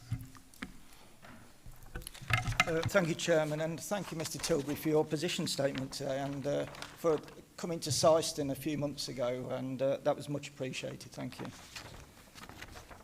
Mr. Chairman, over 70 homes in my division were affected by flooding on the 6th of January this year. In June, I was invited to look around a resident's house that had been completely gutted by flooding. It was absolutely heartbreaking. No doors, no floor, no plaster on the walls. It was awful. And I must give a shout out actually to the Syston and Selby flood wardens, the Syston community flood volunteers who are doing an incredible job raising awareness of flooding and offering advice to the homeowners to be flood ready. So I welcome the motion today and Mr. Tilbury's announcement regarding the action plan, and I'll be awaiting the details. So thank you very much. Thank you. Thank you very much, Mr. Bradshaw. Mr. Innes, please. Thank you, Mr. Chairman. I'd just like to echo everybody else's thanks to Mr. Tilbury. He's worked tirelessly, I think, since we took control of the council. He spent a nice sunny day in Melton, so we didn't quite see the effects of flooding, but we managed to talk to most of the local players in Melton about the challenges that they face on the River Eye and also in the town.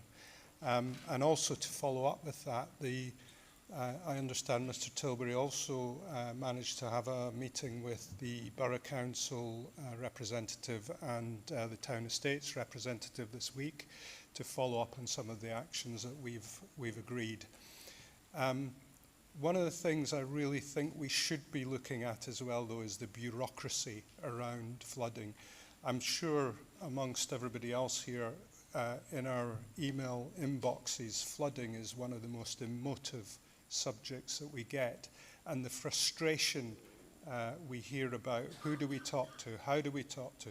This agency is supposed to be doing one thing, the other agency is supposed to be doing something else, and it just gets so confusing and lost, actually. I have one resident who I went to visit a couple of weeks ago, and for 10 years she's been trying to get something sorted, and every agency is looking the other way. And we need to find ways of cutting through this bureaucracy and getting to the heart of it. And wholeheartedly, I think, Mr. Tilbury, you're doing that. And and I've got to once again thank you for your efforts in this area. Thank you. Thank you, Mr. Innes. Mr. King, please. Yeah, thank you, Chairman. So I'd like to thank Mr. Tilbury for his position statements. Also like to thank him for recently coming to a meeting with the Great Glen Flood Committee and coming to speak to them. That was very supportive of him to do that, because as colleagues might know, Great Glen has actually been flooded twice in consecutive years. Some of the same homeowners only just got in the week before they got flooded in January, and they got flooded out again, so they're now out for another year. I can't even imagine the distress that causes someone when that happens. But just coming back to this £2 million, and whilst I welcome that and do appreciate you know, pricing that out of reserves and saying we're going to spend it, £2 million spread across Leicestershire over a period of time is a metaphorical drop in the ocean. And you know, and I just think that expectations are being raised here that longer term are not going to necessarily be deliverable. And I'm just concerned, given the leader's statement earlier about the financial challenge that the council faces, where are additional funds for this area going to come from without impacting on other services, particularly adult social care and children's, which we just talked about earlier. So that's the concern I have. And then the other concern I have, and I listened very carefully, so yes, I welcome additional drop-in sessions, but are there going to be any additional drop-in sessions in Great Glen, or for that matter in Market Harborough, which has also experienced flooding recently? And that's what I wanted to know. Thank you. Thank you, Mr. King. Thank you. Thank you, Chairman, and thank you for the report. To me, flooding is not just simply one issue. It is amalgamation of a lot of issues, and I think we have to recognise all of those issues in order to try to find a solution. To me, there will be no solution, because we're having a building agenda enforced on us. We're building more and more homes, and you can blame the environment if you like, but the fact is that there is more and more surface water runoff.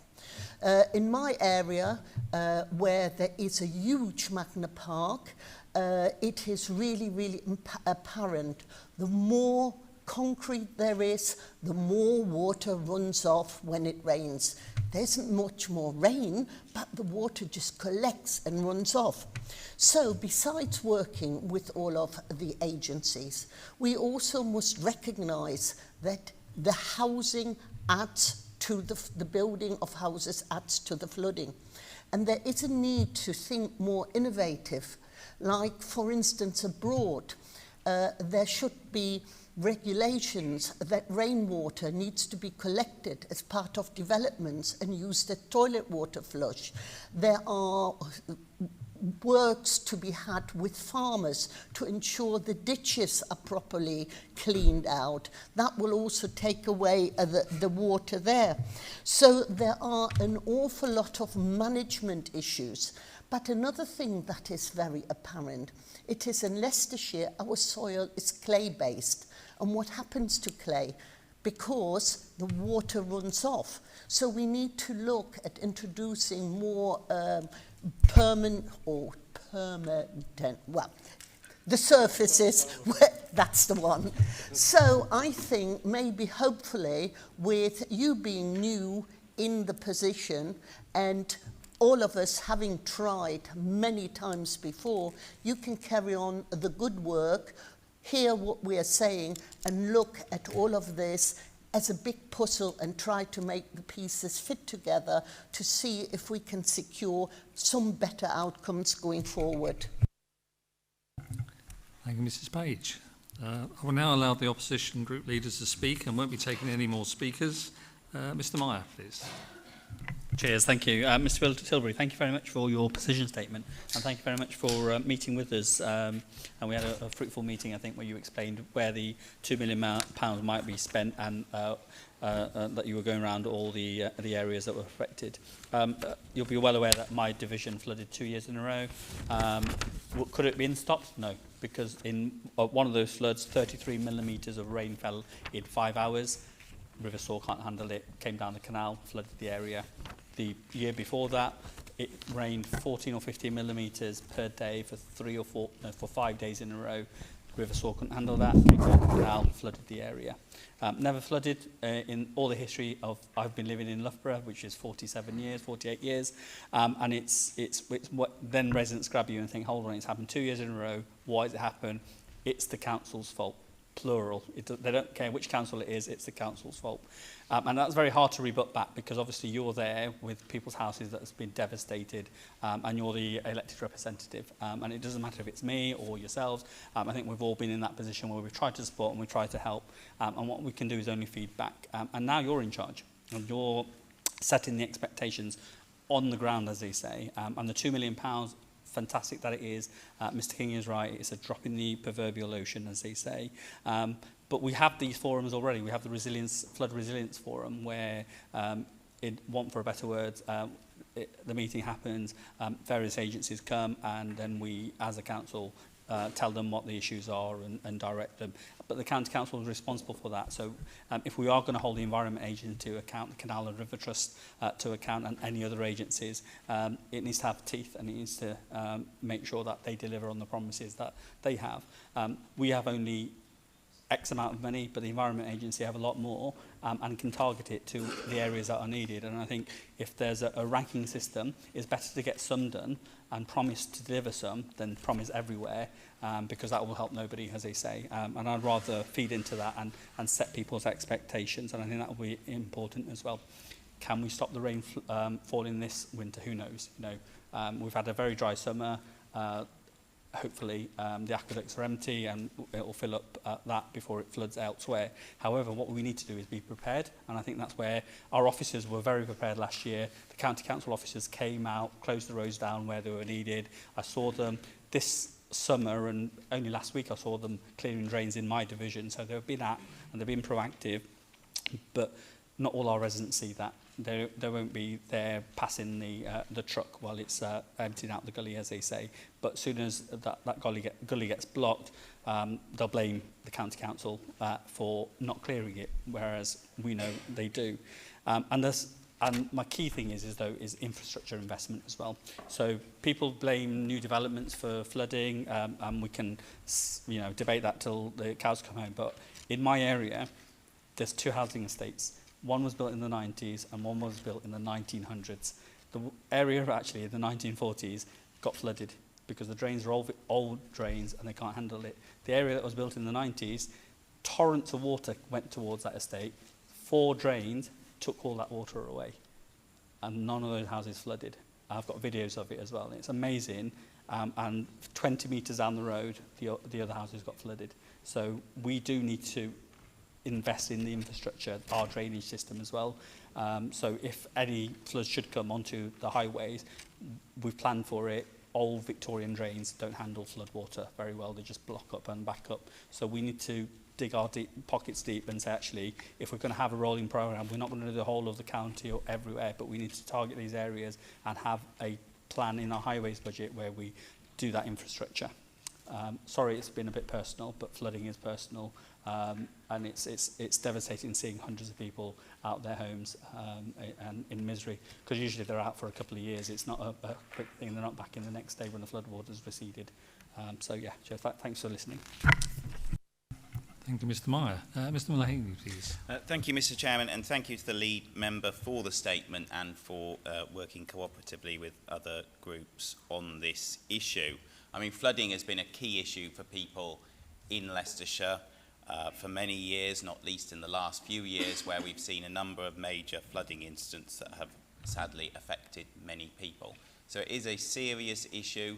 I'm glad to see that there is an issue that the administration is seeking to concentrate on. I hope that we'll see evidence-based initiatives to continue to make our communities safer from flooding and to help prevent the worst of the sort of flooding incidents that we've seen in recent years. Thank you much, Mr. Mullany. Okay, Mrs. Thank you, Mr. Chairman, and I thank Mr. Tilbury for his position statement, and also your willingness to work with all members of this council across party. And I think you've had lots of positive comments from all members there. And you know, I've offered help to you, Mr. Abbott, that's been accepted. I've offered help to Mr. Harrison and Mr. Pugsley, and it's been rejected. So you know, maybe there's lessons we could learn here for the greater good of Leicestershire. I am still concerned about the net zero. It's still on the government's agenda, and if we have a big, you know, if that's pushed forward and we have to hit net zero, if the government doesn't change their tax, then we will have a big hole in our finances and our agenda, and I think we just need to be ready for that and careful. Really useful.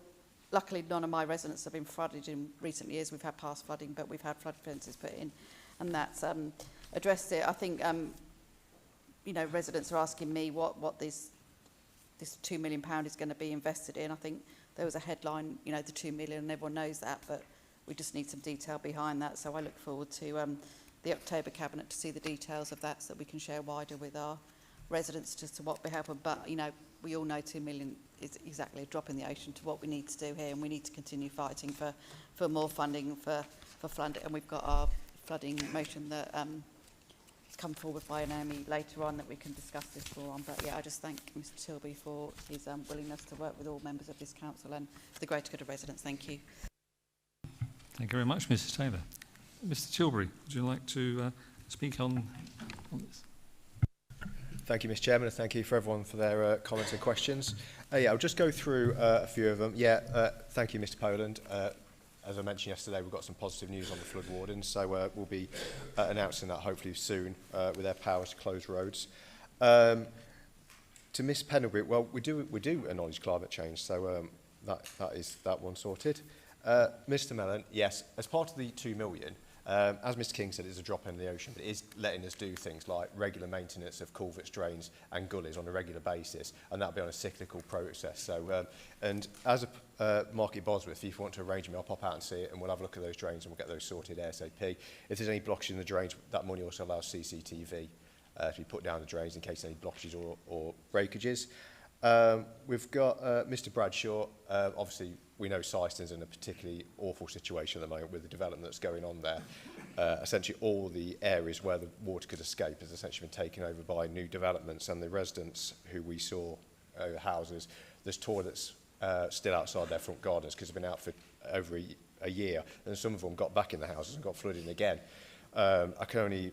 Well, it's just dreadful, and that's why we're trying our best to work to sort this out. There will be a full report on Syston coming out soon. Victoria Coombs is working on it. It's a really difficult situation in Syston, but we will try our best to work with you alongside yourselves to sort something out for the residents. Mr. Innes and Mr. Meir, that kind of dovetails really. We do need to work to get the E8 and Severn Trent and Anglian on the other side to be more cooperative and also get in contact with us quicker when we've got replies and issues, because at the minute it's taken them 2 weeks minimum to come back to us with anything. Mr. King, we are looking at doing other drop-in sessions. We're just going to see how successful these ones are in Snibston and Syston, and I will come back to you on those. I think we're about there. And yes, I will be arranging, Mr. Chairman, further cross-party meetings shortly. And if anyone's got any areas of concern that haven't visited so far, I will pop out with them, with officers, to see what we can do to reduce flooding. Thank you ever so much. Thank you, Mr. Tilbury. Okay, we're going to move on to agenda item number 7. This is the report of the Constitution Committee. I'll call on Mr. Harrison to move the motion on the order paper. Thank you, Mr. Chairman. I'd like to move that the proposed changes to the terms of reference of the Council's Overview and Scrutiny Committee as set out in Appendix to this report, and any consequential amendments to the Constitution required as a result of these changes to be approved. Thank you. Thank you, Mr. Harrison. Mr. Taylor, would you second the motion? I'm happy to second the motion and reserve my right to speak. Thank you. Thank you very much. I will now open the item up for debate. No? All good? Okay, so back to, sorry, Mr. King. No, to Mrs. Taylor. Oh. There aren't any speakers. There are no speakers, Mr. King. Sorry. No, Mrs. Taylor. Back to Mrs. Taylor. Mrs. Taylor. Sorry, Mrs. Taylor. I think I need a coffee. Thank you. Yeah, just to add, there was 2 options put before the Constitution Committee that I sit on with the leader and also Mr. Mullaney.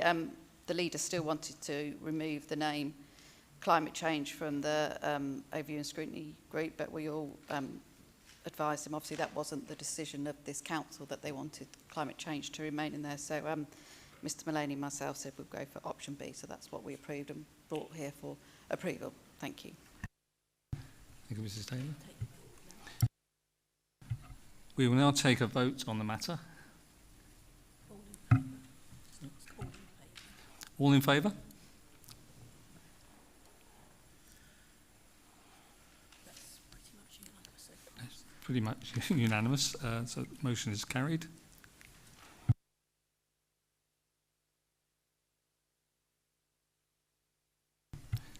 Agenda item number 8, notices of motion. Protecting rural communities from the impact of reckless tax reform. Mrs. Taylor, I invite you to move the motion. Thank you, Mr. Chairman. I move the motion on the order paper.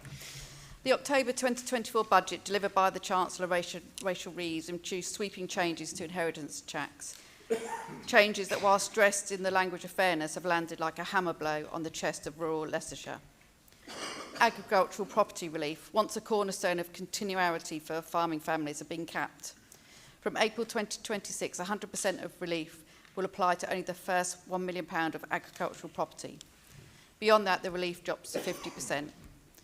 In real terms, this introduces a 20% tax burden on agricultural assets above the threshold, assuming the standard 40% rate of IHT. Now, 1 million may sound like a large amount, but here in Leicestershire, it's a modest farm of a few acres with a couple of barns and a tractor that may have seen better days. This is not just affecting farms, but also affecting forestry and fishing businesses.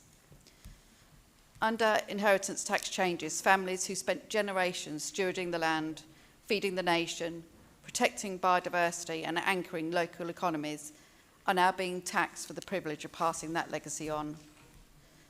When farms fragment, communities fracture, jobs disappear, schools lose pupils and village shops close. When a farm is forced to sell property, it does not lose acreage, it loses viability. When viability goes, so does the contracts with the local feed merchants, machinery dealers, vets, builders and haulages. Rural businesses that rely on steady farm income suddenly become unstable. Some fold, some downsize, and the knock-on effect is brutal. This is not just an agricultural issue, it's a community issue, an economic issue and a moral issue.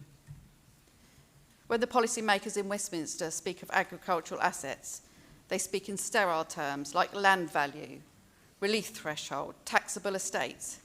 But here in Leicestershire, we know that those assets really mean and what they mean to generations of families.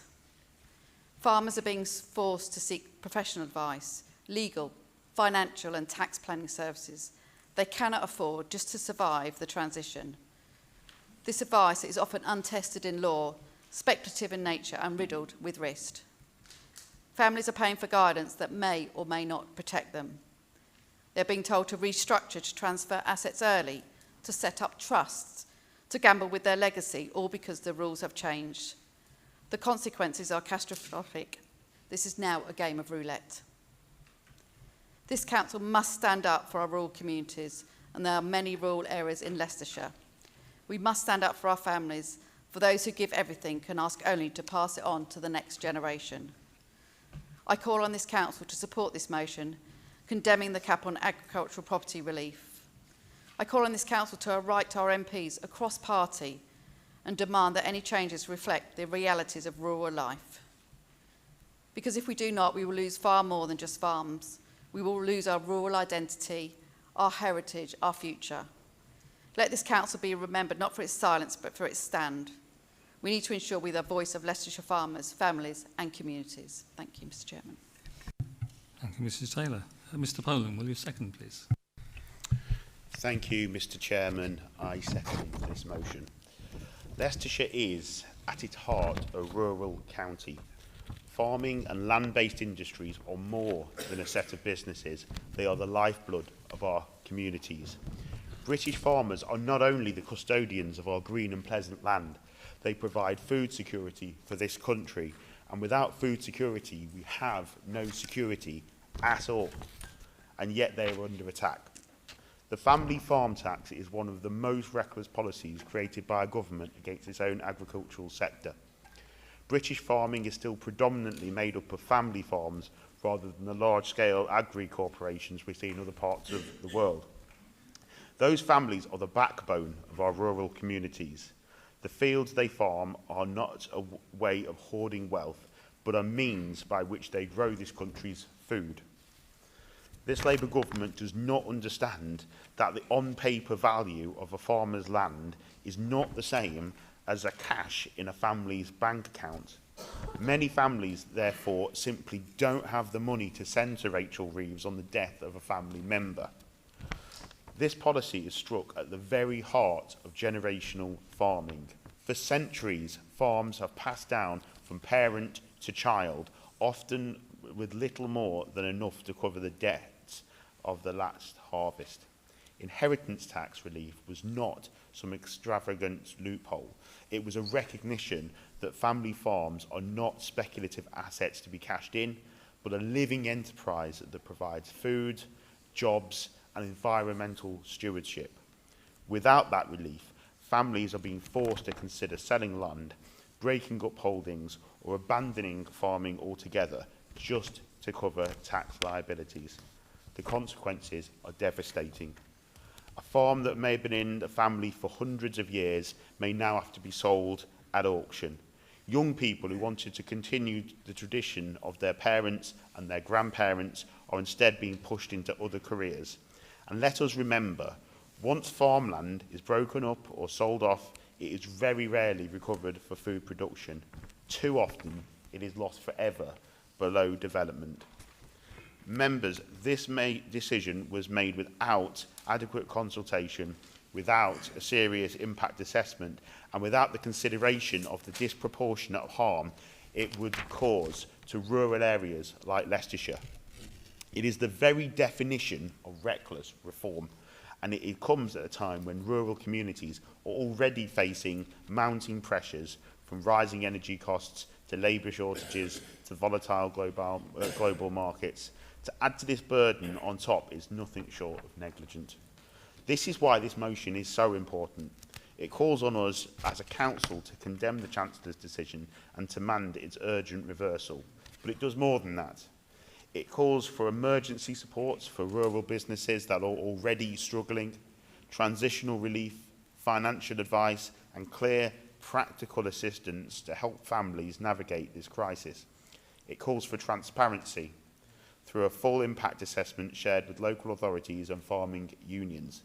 And it calls on us to stand in solidarity with farming families and rural workers, committing to championing their interests at every level of government.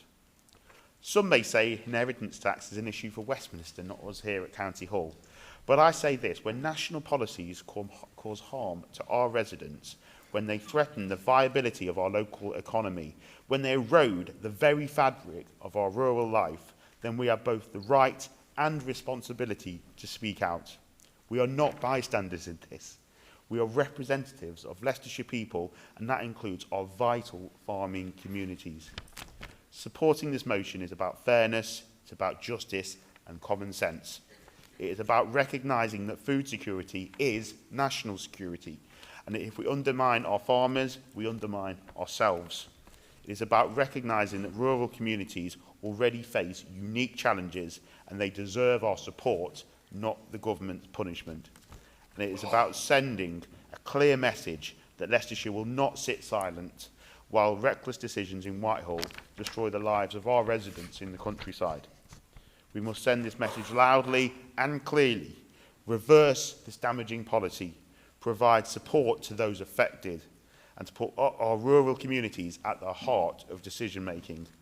For the sake of our farming families, for the future of our countryside, and for the rural communities in Leicestershire, I urge you to support this motion. Thank you. Thank you, Mr. Poland. Opening up for debate, Mr. Orson, please. Thank you. Also, thank Mrs Taylor and Mr Poland. They've obviously covered a huge amount of points and lots of ground that I was going to cover myself. So I'll Sorry, try Mr. not to Orson, be can I just repetitive hold as you a well, second? Mr Chair.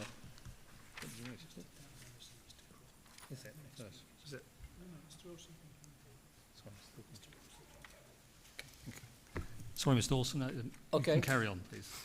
So when this change was first announced, it was abundantly clear to myself it's not a tax on excess. It's clearly a tax on endurance. It's a tax on the farmer in Melton Mowbray, who's weathered 40 years of storms, literal and political, only to be told his children must sell half the land to satisfy the Treasury. It's a tax on the dairy farmer near Market Harborough, who kept their herd alive through foot and mouth, through Brexit, through COVID, only to face liquidation with the next generation dares to continue. It's a tax on the arable farmer in Hinckley, who's invested in soil health, carbon capture and regenerative practice, only to be punished for holding land now deemed too valuable to keep. And, as it said before, it doesn't stop at the gate. Jobs vanish. Contracts collapse. Schools lose pupils. Shops lose customers. Bus routes disappear even more than they do now. The countryside becomes hollowed out. Picturesque, yes, but empty. A postcard with no people. A facade of rural life stripped of its substance. And who buys the land? Not the neighbours. Not the young farmers. Not the cooperatives. Speculators, absentee landlords with no stake in our villages, no history in our soil, and no intention of staying. As Mrs Taylor said, it's not just an agricultural issue, it's a community issue, an economic issue, a moral issue. And let's talk about the numbers, not the ones on the Westminster spreadsheets, but the ones we live by. Because policy makers talk about agricultural assets, land values, relief thresholds, taxable estates, but here in Leicestershire, we know what those assets really are. They are the 4 a.m. start in January frost. They are the lambing seasons that stretch through sleepless nights. They are the harvests that chase the last night and then continue under floodlights. They are 7 days a week, every week. No bank holidays, no sick days, no clocking off. Farming is not a job, it's a life. It's the father who hasn't had a holiday in 15 years because the cattle don't care if it's August. It's about balancing the books at midnight after a day on the grain trailer.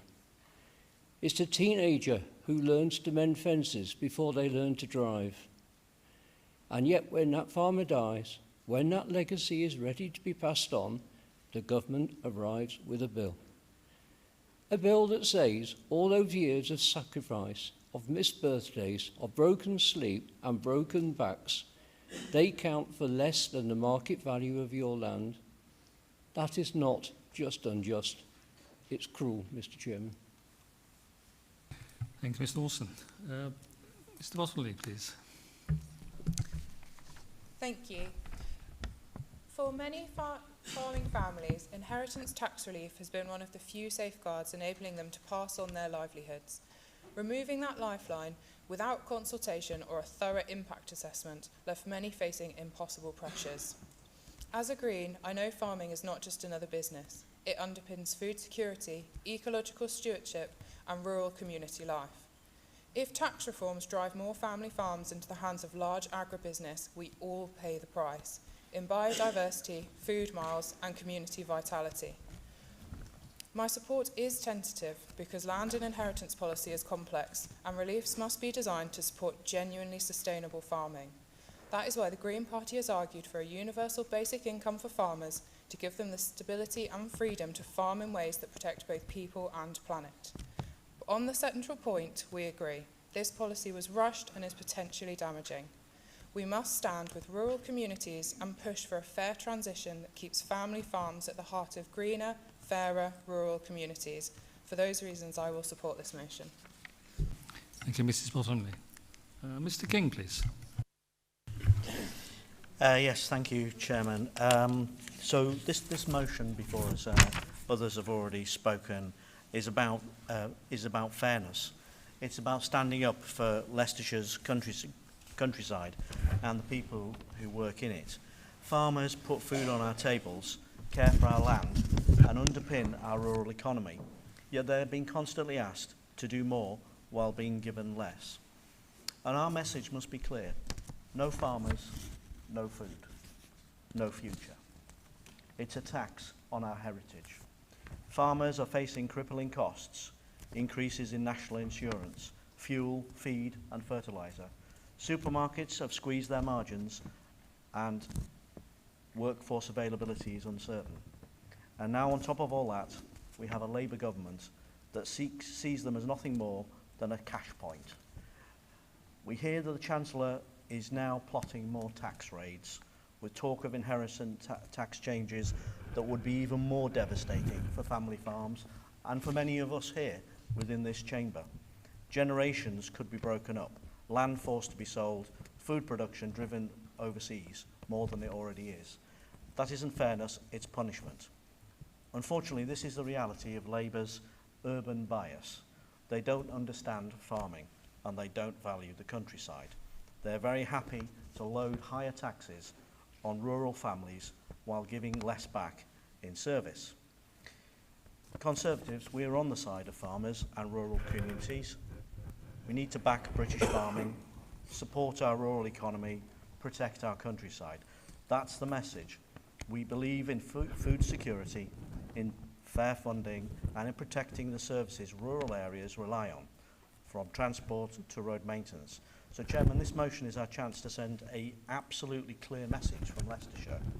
We will not stand by while the Chancellor and the Labour government raid our farms and our agricultural communities. We must not let reckless tax reforms undermine food security.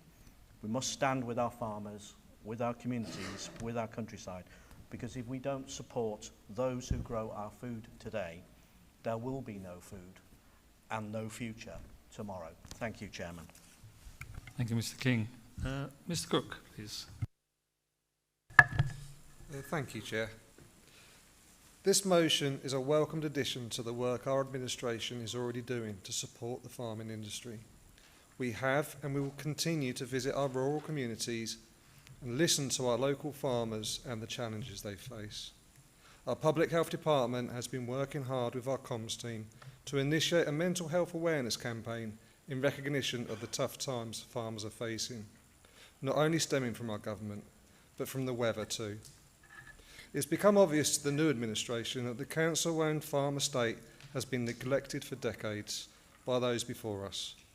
We are working to fix that, not only to protect our investment, but to go further and make a positive contribution to the farming industry. It's reassuring to see the opposition show commitment to our farmers. I fully support this motion and I look forward to their support in our efforts going forward. Thank you. Thank you, Mr. Crook. Mr. Harrison, please. Thank you, Mr. Chairman. Obviously, Mr. Crook has already made genuine overtures to farmers and held meetings with them. I've been utterly impressed with the speeches, really from the heart and the soul. Obviously, Joe captures it all. It encapsulates what a farm is and what a life of a farmer is. And I congratulate and thank you, Joe, for that. We all need to understand the true reality of it all. So, yes, I'm happy to write to members of Parliament. I've not always had a lot of success in getting responses, but I'll certainly do that. And we'll write to the ministers. But I'd like to invite the farmers in, a small group, and see if we couldn't stage something here as an event for them to bring it to the eyes and ears of all our local press in Leicestershire. You know, we've got, letters are great, good etiquette, good behaviour, nice protocol, but we've got to do something really different. We've got to bang the drums, because this is Leicestershire. We're a shire. We have something like 120 or 30 small holding farms as nursery units for people to come in and try their hand and get the lust and want to go forward into farming. So we are committed. As an organisation, as a people, we're committed to farming. So I want to try and do something about it and create some action. So that's the intention. Obviously, if we can get this moving, I'll communicate through the leaders, and we'll call a meeting of all the group leaders and explain what we're doing and how we can do. Listen to them if they want to join in. Is there something we've missed? Is there something better we could be doing? We want to try and make a stand for farmers, because it's not going to happen otherwise. And as I say, letters here, letters there, you know, you just get the normal reply. We've got to try and do something. I want to try and make good contact and see if farmers would join us and try and have a staging post for Leicestershire to support our farmers. Thank you, Mr. Chairman. Thank you, Mr. Harrison. Mr. Bailey, please. Thank you, Mr. Chairman. I think it needs to also be said that these are multi-generational partnerships as well. They're not limited companies, they're multi-generational partnerships. They're grandparents, parents, grandchildren, all in the same farming partnership. And they all work together to create that farming community and create the amazing countryside that we have here in Leicestershire.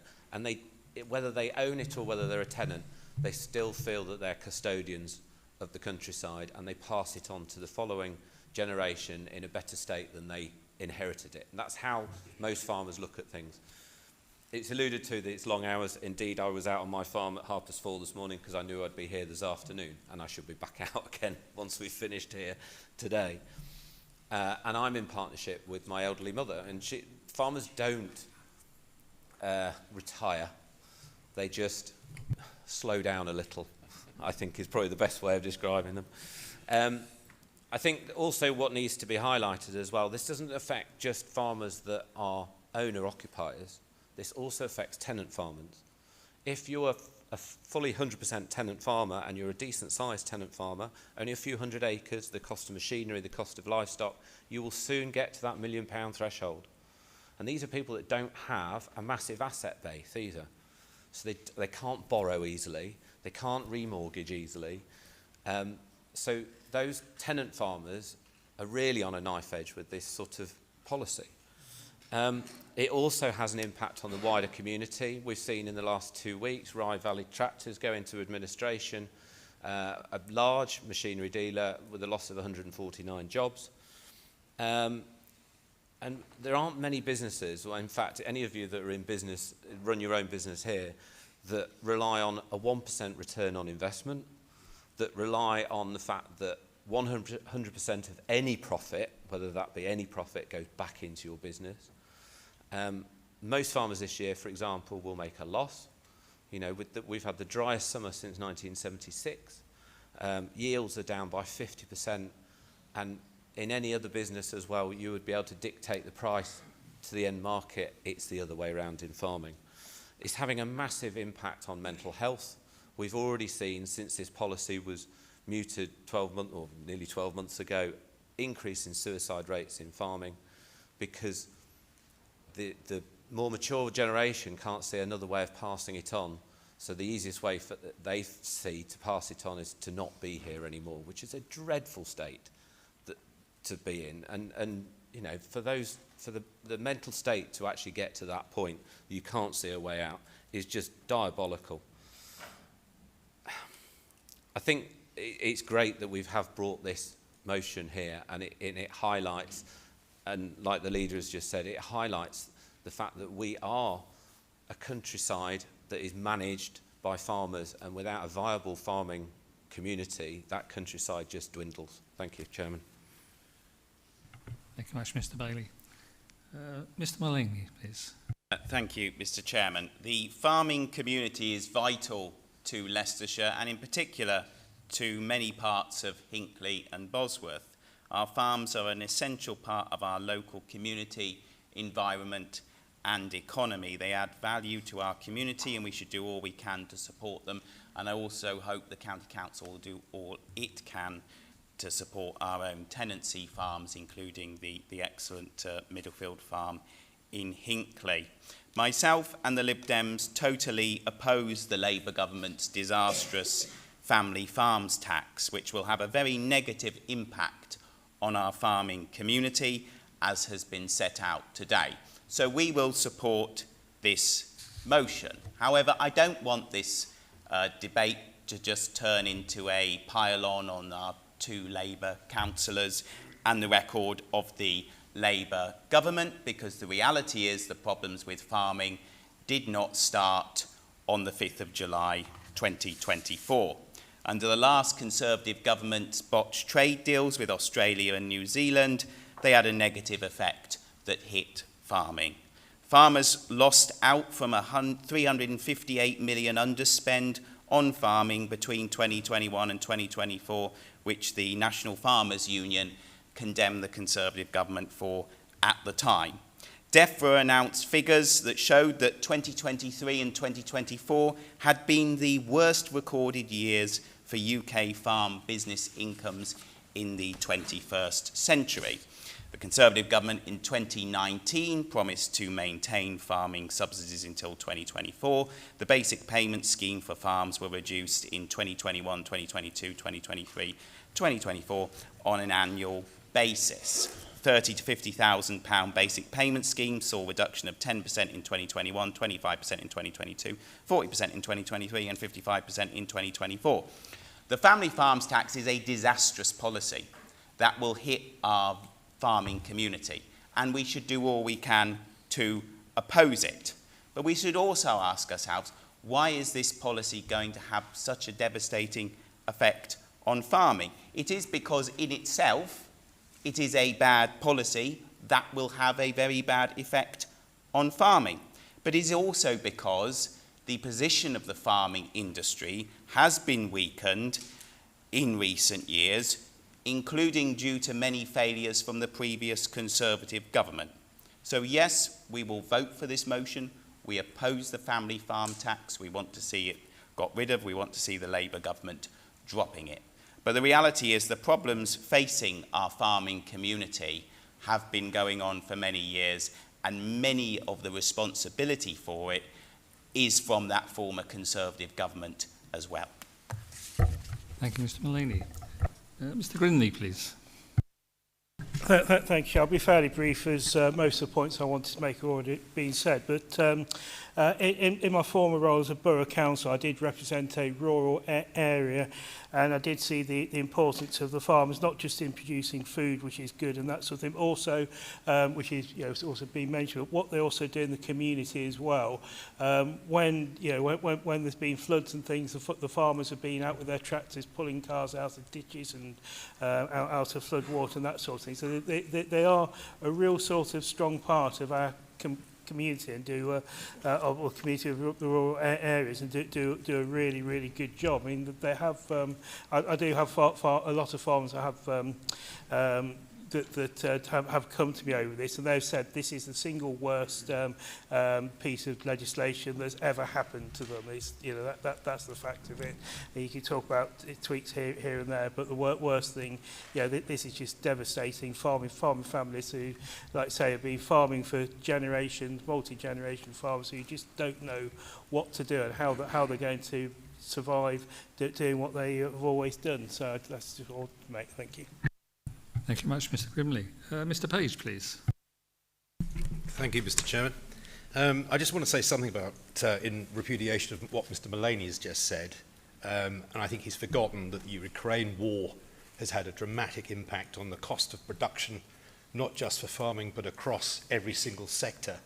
And it's had a dramatic impact, obviously, on the costs of the imported fertilizers and things like that associated with farming.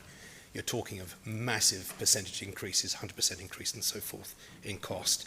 And I have to say too that this particular tax is an ideological attack on farming. It's done and has the greatest impact of anything that's happened in the last 30 years or so. It's a reckless ideological assault on our farmers and on the countryside by changing inheritance tax provisions thought up by people who wouldn't know the difference, actually, between a raddle or a ram. I mean, inheritance taxes were introduced originally to fight wars, and both Liberals and Labour saw this as an opportunity to break up land ownership. Sadly, some things never change. Now, I spent a good part of 20 years or so living in New Zealand, where there is no inheritance tax. In fact, there's no capital gains tax, and there's no stamp duty either. So it's now an even kind of greater anathema to me to come home and find that such a thing or such things are deemed acceptable. In my view, it's actually immoral, and it's an attack on aspiration itself. These changes are an abomination. They strike at the very principles that families should be free to pass on their land, their livelihoods, and their heritage to the next generation without any interference from the state. Now, it is that continuity which allows family farms to endure, sustain rural businesses, and supports the farming communities that are woven into the DNA of this county. By cutting inheritance tax relief, Labour has weakened that foundation for good and shown how little it values rural life. The result? Well, we've heard some people say this already, but 6,000 closures in a year across the farming sector, the sharpest collapse on record. But behind every number is a family forced off the land, jobs lost, and rural communities laid to waste. Labour wasn't reforming anything when it did this. I'm sorry to say it, but this was our old friend class war. The politics of envy rearing its ugly face again, born of ignorance and driven by ideology, a socialist attack on a critical sector by a party that neither understands nor values our countryside. So I condemn this attack, and I urge colleagues to support the motion. Thank you, Mr. Page. Mrs. Pendlebury, please. Thank you, Mr. Chair. I'm happy to support this motion. Farming is a tough business, as many of my colleagues have said, with long hours and hard work. I have several farms within my area, and having visited the very popular Middlefield farm who run Middlefield Moo Juice, and seen how hard they work on a daily basis from early in the morning till late at night, and see that they are under constant pressure to ensure that they diversify, to ensure they remain viable, and give such a lot to our communities. Let's not put additional pressures on our farms so that the next generation can continue to farm and supply local people in a sustainable fashion. Thank you. Thank you, Mrs. Pendlebury. Mr. Rishi, please. Verge. Thank you, Chair. Thank you, Chair, for the opportunity to speak. And may I also thank Councillor Taylor for proposing this motion. In fear of repeating what's already been said, I've already thrown out 8 pages of what I was going to say, so I've reduced it down to 3/4 of the page. Can I say that I agree with her completely, and I'm from a farming stock, knowing too well the problems farmers now face. Over the past 40 years, consecutive governments have systematically dismantled the assistance given to farmers, removing rural grants, removing all schemes, subsidies and incentives. Now, of course, they are faced with the IHT, the final straw. In the UK, we have approximately 200,000 farms. Not all of them, of course, are going to be affected. But the majority relied on government help. Small farmers are now on subsistence level only, and they must diversify. Diversification was muted by governments well before Brexit, so we're going back a few years. Now I believe that the LCC should support our tenant farmers and encourage them to diversify without penalty. The problem they face is being reasonable with imminent rent reviews. So if we can, please, we must support our tenant farmers, help them through this. They've had a bad year as well with the weather, and of course all these incentives have been removed. And I'm happy to support the motion. Thank you, Chair. Thank you, Mr. Beattie. Mr. Meyer, please. Cheers. Thank you, Mr. Chairman.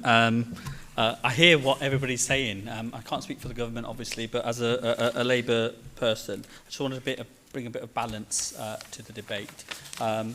Yes, the motion, how it's written as if this policy has caused the collapse of 6,500 businesses, and that's not the case, actually, because the policy hasn't come into effect. It doesn't come into effect until April next year, and then after that, once assessed, people or farmers have 10 years to pay any inheritance tax that may be due.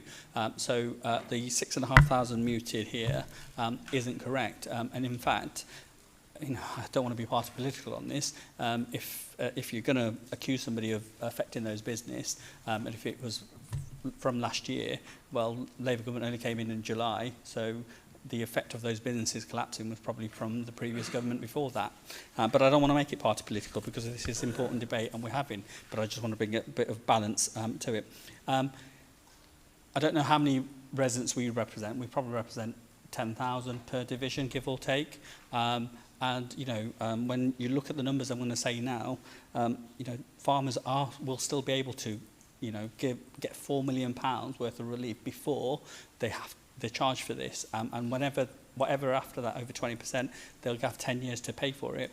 I know my residents, if they have 4 million in the bank or assets over that, and they have to pay IHD, they'll be charged at 40%. So this is 20%. So the relief is different, and the government has seen a loophole in the system where wealthy people are buying up agricultural land to avoid inheritance tax, and that's well documented. You don't have to for me to point out the celebrity who said that. The other thing as well I want to point out is that the reason doing it, and the government have looked at this and said actually it shows that the top 7%, 117 claims account for 40% of the total agricultural property relief. That's £219 million. The top 2% of claims, so 37 claims, account for 22% of agricultural property relief, costing the taxpayer £119 million. So those 2%, those 37 people claiming, are costing the taxpayer £119 million. So the government have seen this. People say they haven't done an assessment. It's people who don't know what farming is and all the rest of it. You know what? They've gone through it. They've looked at the numbers and they've announced it in the budget. But ultimately, how are we helping farmers? How is Labour helping farmers? And the biggest thing that was announced in the budget, and nobody's mentioned it here, is actually £5 billion over the next 2 years. So that was from October 2024, so up till October 26, £5 billion to help farmers produce food. That's money now. That's not worry about paying inheritance tax maybe in 11 years' time. That's money now for them to be able to make sustainable food and help them in their ways. And that's more than any other government has given them. And that's alongside the £60 million of the Farming Recovery Fund, which will help farmers recover the impact of flooding. We've talked about that previously. And they're also investing £208 million in protecting the nation from outbreaks of serious diseases that threaten our farming industry, food security and human health. That's a lot of money going into farming in the next 2 years that we haven't talked about, and we're scarebmongering about IHT for people that are substantially well off. Excuse me, but if one of my residents came to me and says I'm scared about paying IHT on £4 million, anything above £4 million, I would say you need to go and see an accountant or a financial advisor on this one. And it's very easy for people to stand up and have a go at the government, but the thing is, it's the priorities of the government. Where else do we find some funding? And they've decided this is one of the areas where they will find some funding for our essential public services. One other thing I want to mention as well, I've been in this chamber now for 16 years. When all the benefit cuts were going on, I didn't see any motions from the Conservative Party opposing any Conservative any Conservative cuts to benefits or welfare or anything like that coming forward, or any decisions that the Conservative government were making. Now they're in opposition, it's a have a go and let's say, but the problem is that we know, and Mr Harrison said it, you know, we can write to our MPs, we can write to the Chancellor, but in this chamber we don't have effect on that one. And it asks for accountability actually. Before 2029, everybody's going to be have a chance to vote, and then they can vote for whichever way they see fit at that time. So the government is totally accountable to its electorate, and it's on a stonking majority, and it's going on with the programme, and it's delivering for the people of this nation. And sometimes it decisions upset people, and other times it doesn't. When the Conservative government were making tough decisions, it upset us in the Labour Party, upset our Liberal colleagues. So it's just one of those where it's part and parcel of it. We can debate it as much as we want, but let's have a bit of balance. It's not all doom and gloom. Over £5 billion to our farmers in the next 2 years. That's a lot of money that they're having now. Thank you. Thank you, Mr Meyer. Who's next? Mr Fowler, please. Thank you, Mr Chairman. Compared to that, I'll keep mine quite short. But with a fear of sounding like a broken record from what Mr Akiki said earlier about getting rid of some of the things that have been said, because I agree with the vast majority of what people have said here, despite excuses that might be made for such an immoral policy, I think there's a bigger picture to look at here. This is symptomatic of a Labour government's ignorant insistence on Stalinist heists on private people's funds. Morally and economically, this is indefensible. Farmers work tirelessly, for what reward? The money they earn from selling their produce is taxed. The money they spend is taxed. And now, the fruits of their toil after their death is also taxed. How can anybody defend that? So with that in mind, I'd like to thank Mrs Taylor and Mr Poland for putting this motion forward, and I'd like to support that as well. Thank you, Mr Fowler. Mr Meelan, please. Thank you, Mr Chairman. Just a few short comments. Again, obviously a lot of what's already been said I fully agree with. Coming from a rural division, of course, it would be remiss of me not to stand at this stage. I am surprised at Councillor Meyer's comments, offering to wait a further 4 years so that the public can make their voices known at that stage, but I would suggest that to do so would be simply too little too late. Now is the time for change, not later, and so I'd invite any call for action that has been proposed on the other side of this chamber.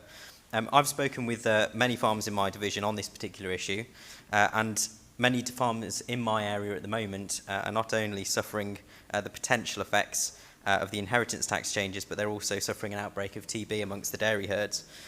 This, I would suggest, may be the final nail in the coffin for them. And so the changes introduced by the national government, I would suggest, can only be described as an attempt to destroy the way of rural life that residents in my division enjoy. And so I welcome the proposal for action by Councillor Harrison and will be fully supporting this motion in due course. Thank you. Thank you, Mr Meelan. Mr Smith, please. Thank you, Mr Chairman. I wasn't actually going to speak on this issue, but I do fully support Mrs Taylor's motion. The reason I wasn't going to speak is I'm not a farmer. I don't have an awful lot of experience with farming. However, I do have many friends that are farmers and colleagues as well. And to listen to what Mr Meyer has just said has prompted me to stand up today from sitting down and listening to what I can only describe as tribe. It really is. There are times when you really do have to take off your rosette and see your own party and call them out when they make a mistake. And Labour have made a huge mistake doing this. They are literally going to starve the nation in 20, 30 times, because your £5 million that you allude to giving farmers as a big wow, that's not going to make a blind bit of difference when crops have gone up, energy. We've already heard the weather changing has made massive issues on this year's yield. I would also say the energy costs have gone through the roof, but obviously you're going to fix that because you've already said putting windmills everywhere. You've also got obviously your £4 million that you kept alluding to. You know, if a farm's worth £4 million on paper, it's not worth £4 million at all. And you could argue, yes, well, they live in it and it's an asset, this, that, and the other. It's not an asset. These are passed down. They are merely custodians. They are simply not, Mr Chairman, just, you know, I'm very passionate about this. They are not hanging on to this, putting it in the bank and seeing wealth accumulate. That is not what this is happening. But okay, you've got them, given them 10 years to pay. 10 years to pay, that's fantastic because, you know, if we take Mr. Bailey, for example, he's knocking on now and he's already in partnership with his mother. And God forbid one day his mother passes, he will then have to pay that over 10 years. He certainly won't have much after that, so then his children are then going to have. This is a knock-on effect. And that 10 years is profit that the farms currently don't make and are unlikely to make in the future either. So all you're doing is increasing the burden on these farms. I would urge you, at the very least, to abstain, sir, or perhaps just vote with your heart and say this is a disastrous policy.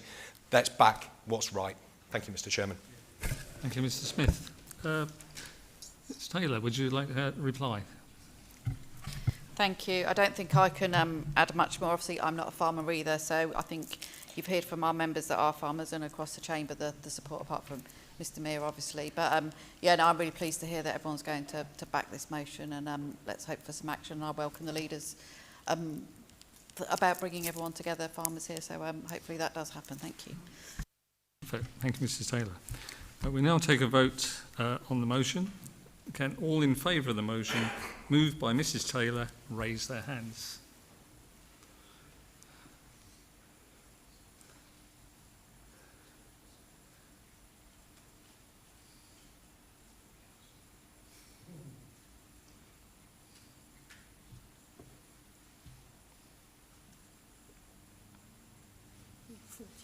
Forty-four. All against, please. That's a surprise. Thank you so much. We have, so the motion is passed. Thank you. Okay, B, Protecting Homes from Flooding and the Planning and Infrastructure Bill. Mrs. Bottomley, I invite you to move the motion. Thank you. I would like to propose this motion and urge everyone in this chamber to offer their support as a step towards protecting our communities from flooding. Currently, councils face significant limits under planning law. We cannot always require developers to manage surface water effectively or ensure sustainable drainage beyond the site boundaries. Once homes are built, the responsibility and the cost of managing flood risk often falls on local authorities and residents without the dedicated funding. Climate change is not a distant threat. It is impacting us now, and with more frequent flooding events that cause immense disruption, financial loss, and an emotional toll that cannot be underestimated. This motion calls for clear powers, developer accountability, and proper resources so that flood prevention is central to all planning decisions, both within the development boundaries and for the wider community as a whole. Supporting this motion is about protecting homes, communities, and the local government from avoidable risk. Thank you. Thank you, Mrs. Bottomley. Mrs. Pendlebury, will you second the motion? Thank you, Mr. Chair. I'd like to second the motion and thank Councillor Bottomley for bringing this motion to County Hall. As we know, climate change is increasing the flood risk in our area as more intense, heavier rainfall and changing weather patterns cause severe river overflow and flash flooding. Without radical change, this is unlikely to improve. Therefore, it is vital that these issues are accounted for within the planning process. While we are constantly under pressure to build more and more homes in our communities, and the Planning and Infrastructure Bill is aimed to ease this process, taking even more controls away from local communities, it is notable that slipping up over my words there. It is notable that in its entirety there is no reference to flooding and the impact this has not only new homes but also on existing structures and land within the bill. This despite the fact that the Environment Agency projects that by 2050 around 8 million properties in the UK could be at risk from flooding. The government's own Health Effects of Climate Change report from 2023, admittedly under the previous administration, notes that flooding is one of the most important climate change challenges, as people struggle to deal with the impact of flooding are more likely to experience adverse health outcomes, including long-term effects on mental health and well-being. I've certainly seen flooding within my own area, with one particular street that experiences flooding every single year. Several expert organisations, such as the RSPB and OEP, have already expressed concern that the bill lacks safeguards for nature protection. With no specific provision within the bill explicitly focusing on flooding mitigation and the potential that it may undermine existing safeguards like the mitigation hierarchy, which prioritises avoiding development in vulnerable areas. Actions such as the motion proposed by my fellow councillor is vital to ensure flooding safeguards are put in place and developers are held accountable through stronger national policy. Thank you. Thank you, Mr Pendlebury. I'll just open up the floor for debate. Mr Page, please. Thank you, Chair. This is a very timely motion from Mrs Bottomley, which I fully support. The proposed Farndale Views development in my division of Market Harborough, Western Foxton, shows exactly why this change is needed. It isn't a large scheme, but 2/3 of the land it's proposed to be built on is regularly underwater. Yet developers are trying to use the tilted balance to force it through, exploiting the failures of the Liberal Democrats and their partners to produce a credible local plan in Harborough. The plan they have come up with, lacking democratic accountability, was described by this authority as premature and unsound. And in that vacuum, we have a number of speculative proposals that are being pushed onto us which are wholly unsuitable. And here's the problem. Current planning law only allows councils to look at drainage inside the site boundary. It doesn't let us insist on sustainable systems that are proven to work downstream. And in this case, this particular development would put extra pressure on Central Market Harborough and Little Bowden that are already flooding and flooding annually. It would make them actually far more flood prone. It doesn't, nor does it resource us to deal with the cumulative impacts across a whole catchment. So developers will do their thing and clear off without any care or responsibility, whilst residents and councils are just left with the long-term costs of flood damage. Now, Farndale Views is the textbook example of why this motion is needed, and unless the planning and infrastructure bill is strengthened, we will continue to see developments wave through on flood-prone land, locking in avoidable risks for years to come. So that is why I support the motion to give councils the power, the accountability and the funding to demand proper flood resilience, to protect communities across Leicestershire and to stop reckless, speculative developments before they cause real harm. However, residents do need to know that these measures would come at a cost. Nothing here would be for free. There will be a price attached. So I would welcome full and transparent local engagement as any part of change that might come around this. So thank you. Thank you, Mr Page. Mr Poland, please. Thank you, Mr Chairman, and thank you to Mrs Bottomley for bringing this motion today. I will be supporting this motion today because flooding is a real and growing threat to our residents. We know that here in Leicestershire, communities such as Syston, Rearsby and Cosington in my patch have faced repeated flooding in recent years, and places like East Goscote flooded for the first time in January this year. Many of us have seen firsthand the water pouring across the fields and the streets into our gardens and homes. For those families, flooding is not just a headline. It is the stress of ruined possessions, the cost of repairs, and the worry every single time heavy rain is forecast. The government's planning and infrastructure bill talks about housing growth and investment, but it does not go far enough in protecting people from the rising risks we know are coming. Climate change is not a distinct possibility. It is an already increasing frequency of severe flooding events. This is no longer about a 1 in 100 year flooding event. Major flooding events are happening in Leicestershire every single year. Our current planning system ties the hands of councils. Developers are largely only required to manage water within the red line of their site. They are not held accountable for what happens when that water leaves the site or for the cumulative impact of dozens of new developments across a catchment. We see the effects of this in places like Cosington in my division, where a once minor stream now takes far more water than it ever had to historically as a result of developments upstream, including one in Mrs Bottomley's patch, and that has resulted in a number of significant and severe flooding events in recent years, flooding houses and ruining people's possessions. Yet with more housing upstream being given planning permission, I fear this is only going to get worse. The fundamental problem is too much of our water is entering the system too quickly, and the planning framework does not require developers to slow it down or absorb it properly. Sustainable drainage systems, SUDs, are often proven effective and relatively inexpensive.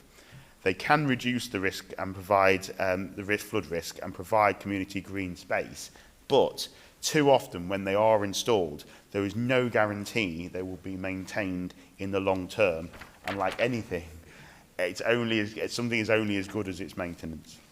This is why I support the motion. This is not about being anti-development.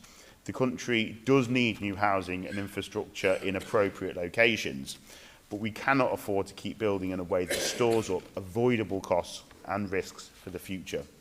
Protecting homes from flooding must be a central pillar of planning, not an afterthought. This motion asks the government to strengthen the bill so that developers are required to demonstrate robust, sustainable drainage, both on-site and downstream. It is asking for councils to have the clear power to refuse development where drainage is inadequate. And we are asking for ring-fence funding so that local authorities can invest in the wider infrastructure that communities like Syston, like Rearsby, and like in Cosington, amongst many, many others, need to be safe. This is not just about protecting property, it's about protecting people's lives, their well-being and their peace of mind. Without change, we risk condemning our residents to repeated cycles of damage, disruption and distress, as Councillor Bradshaw mentioned in his comments earlier. With change, we can build resilience, confidence and security into the very fabric of our planning system. I support this motion to send a clear message to the government that the people of Leicestershire deserve homes and neighbourhoods protected from flooding, both now and in generations to come. Thank you. Thank you very much, Mr Poland. Mr Tilbury, please. Thank you, Mr Chairman. And yeah, thank you, Councillor Bottomley, for bringing this motion forward, and I fully support it.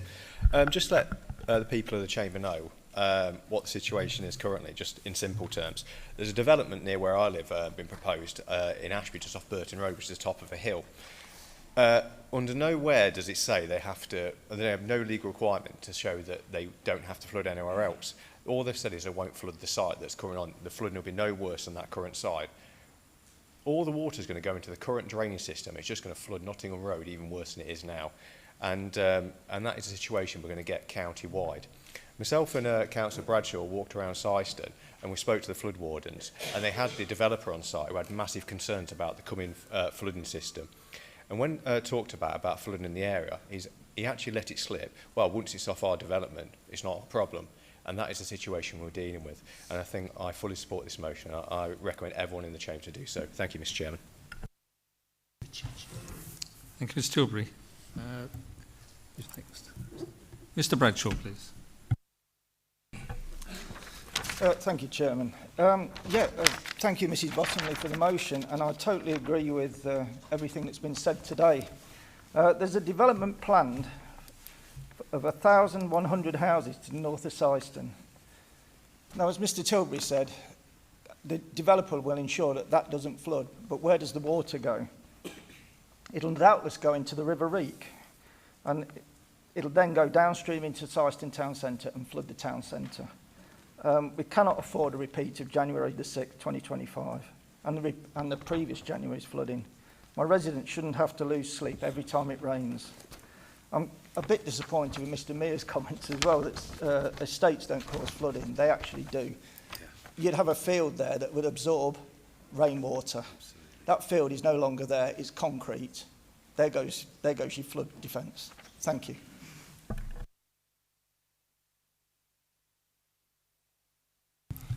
Thank you very much, Mr Bradshaw. Mr King, please. Yeah, Chairman. So I'll support the recommendations of this motion. Protecting homes and families from flooding, we've got to do that. Building resilience into new developments, yep, that's a good idea, and we should be doing that. And as I mentioned earlier, and colleagues will be aware, last year and the year before that, part of my division, Gartrey division, Great Glen, was left underwater as the rain unfortunately overwhelmed drains and the ditches. And so we know only too well locally what the disruption and anxiety flooding brings, and they want us to do more about it. So we do need stronger rules on flood resilience, but we also need to be very clear about one of the major factors that's causing more flooding. Now in my division, the District Council is planning in its draft local plan to plant a new town bigger than Lutterworth up the road from Great Glen. And in fact, actually over 6,000 homes in the long term are planned for this locality, which is an unbelievable amount of housing, if you know where it is. And this and the collapse of the 5-year housing supply locally has opened the door to thousands of units of housing to be built in areas that are just not suitable, that are just weren't even considered in the emerging local plan as being developable sites. But because of this collapse in the 5-year delivery, it's a developer's, it's open season. And often in areas where, as I said, drainage and flooding safeguards are the weakest. So residents, current residents and new residents are obviously going to pay the price. And that is why, you know, I've always argued that the right homes should be in the right places with the right infrastructure, with proper protection against flooding. The problem we've always faced for a long time is the fact that government, our government and previous governments before that, have failed to deliver on a national framework and infrastructure that actually joins the dots of the different agencies, as Mr Tilbury and others have mentioned earlier, in a way that actually means anyone can actually do anything about flooding, and in a sort of judicious way. The problem is we've got, you know, one arm behind our back and we're trying to play football on a pitch but without a goalpost. Thank you. Thank you, Mr King. Mr King. Ms Gray, please. Thank you, Chair.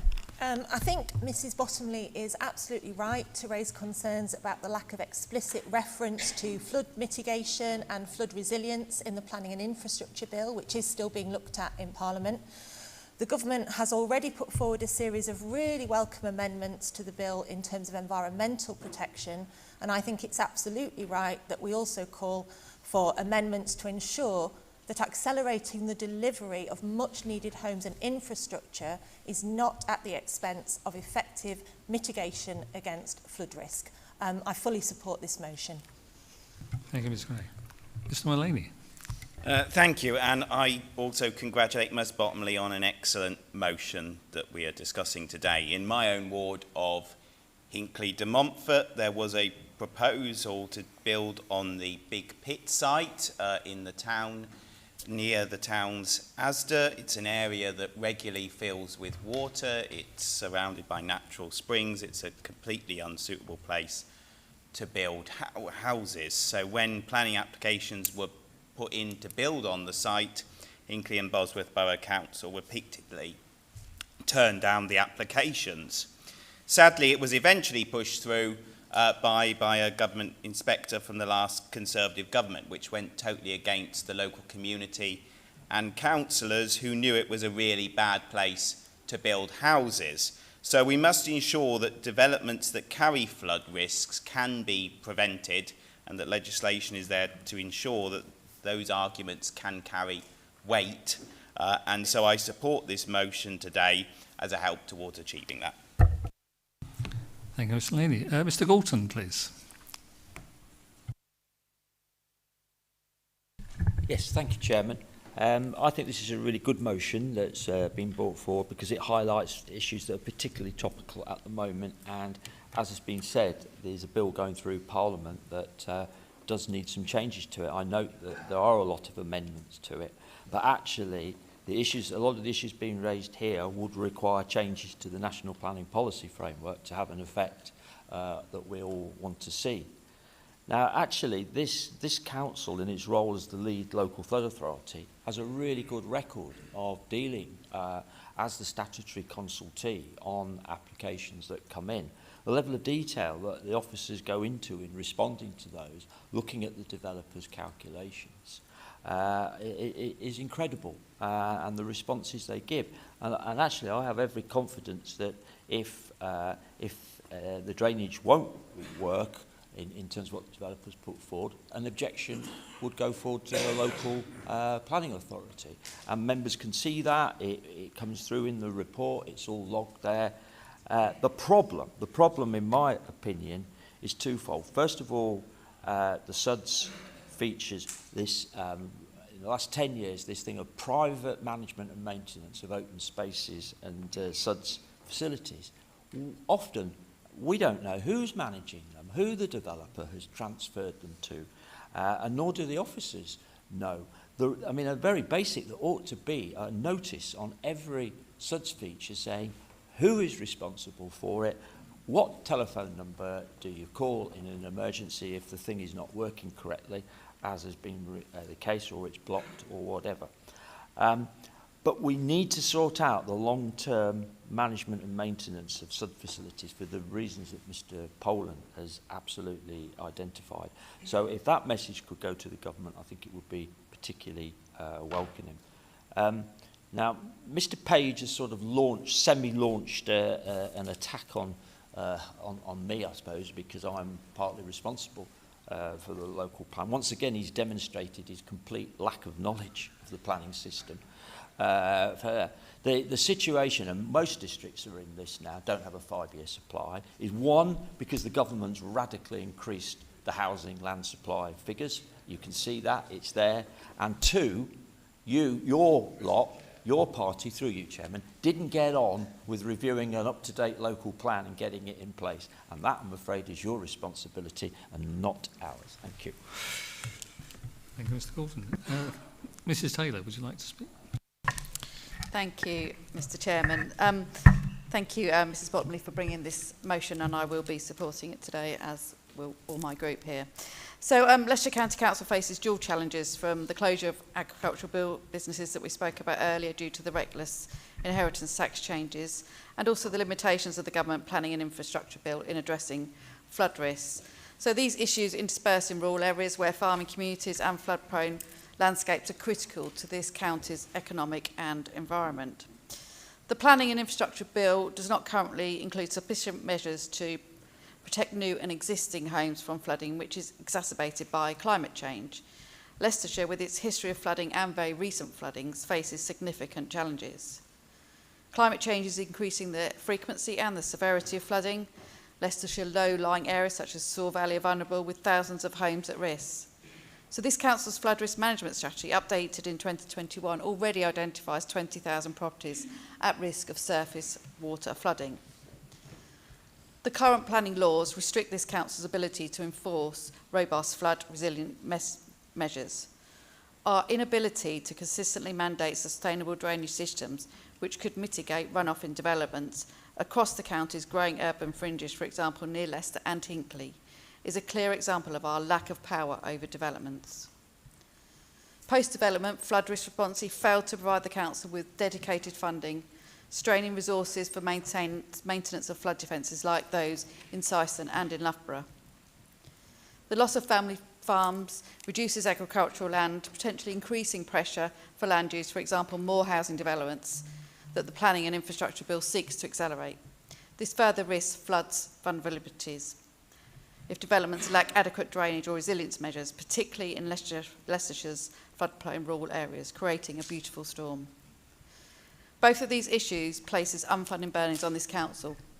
Supporting struggling farm businesses and managing downstream flood risk requires resources from Leicestershire, who, like so many other councils, lack that funding from central government.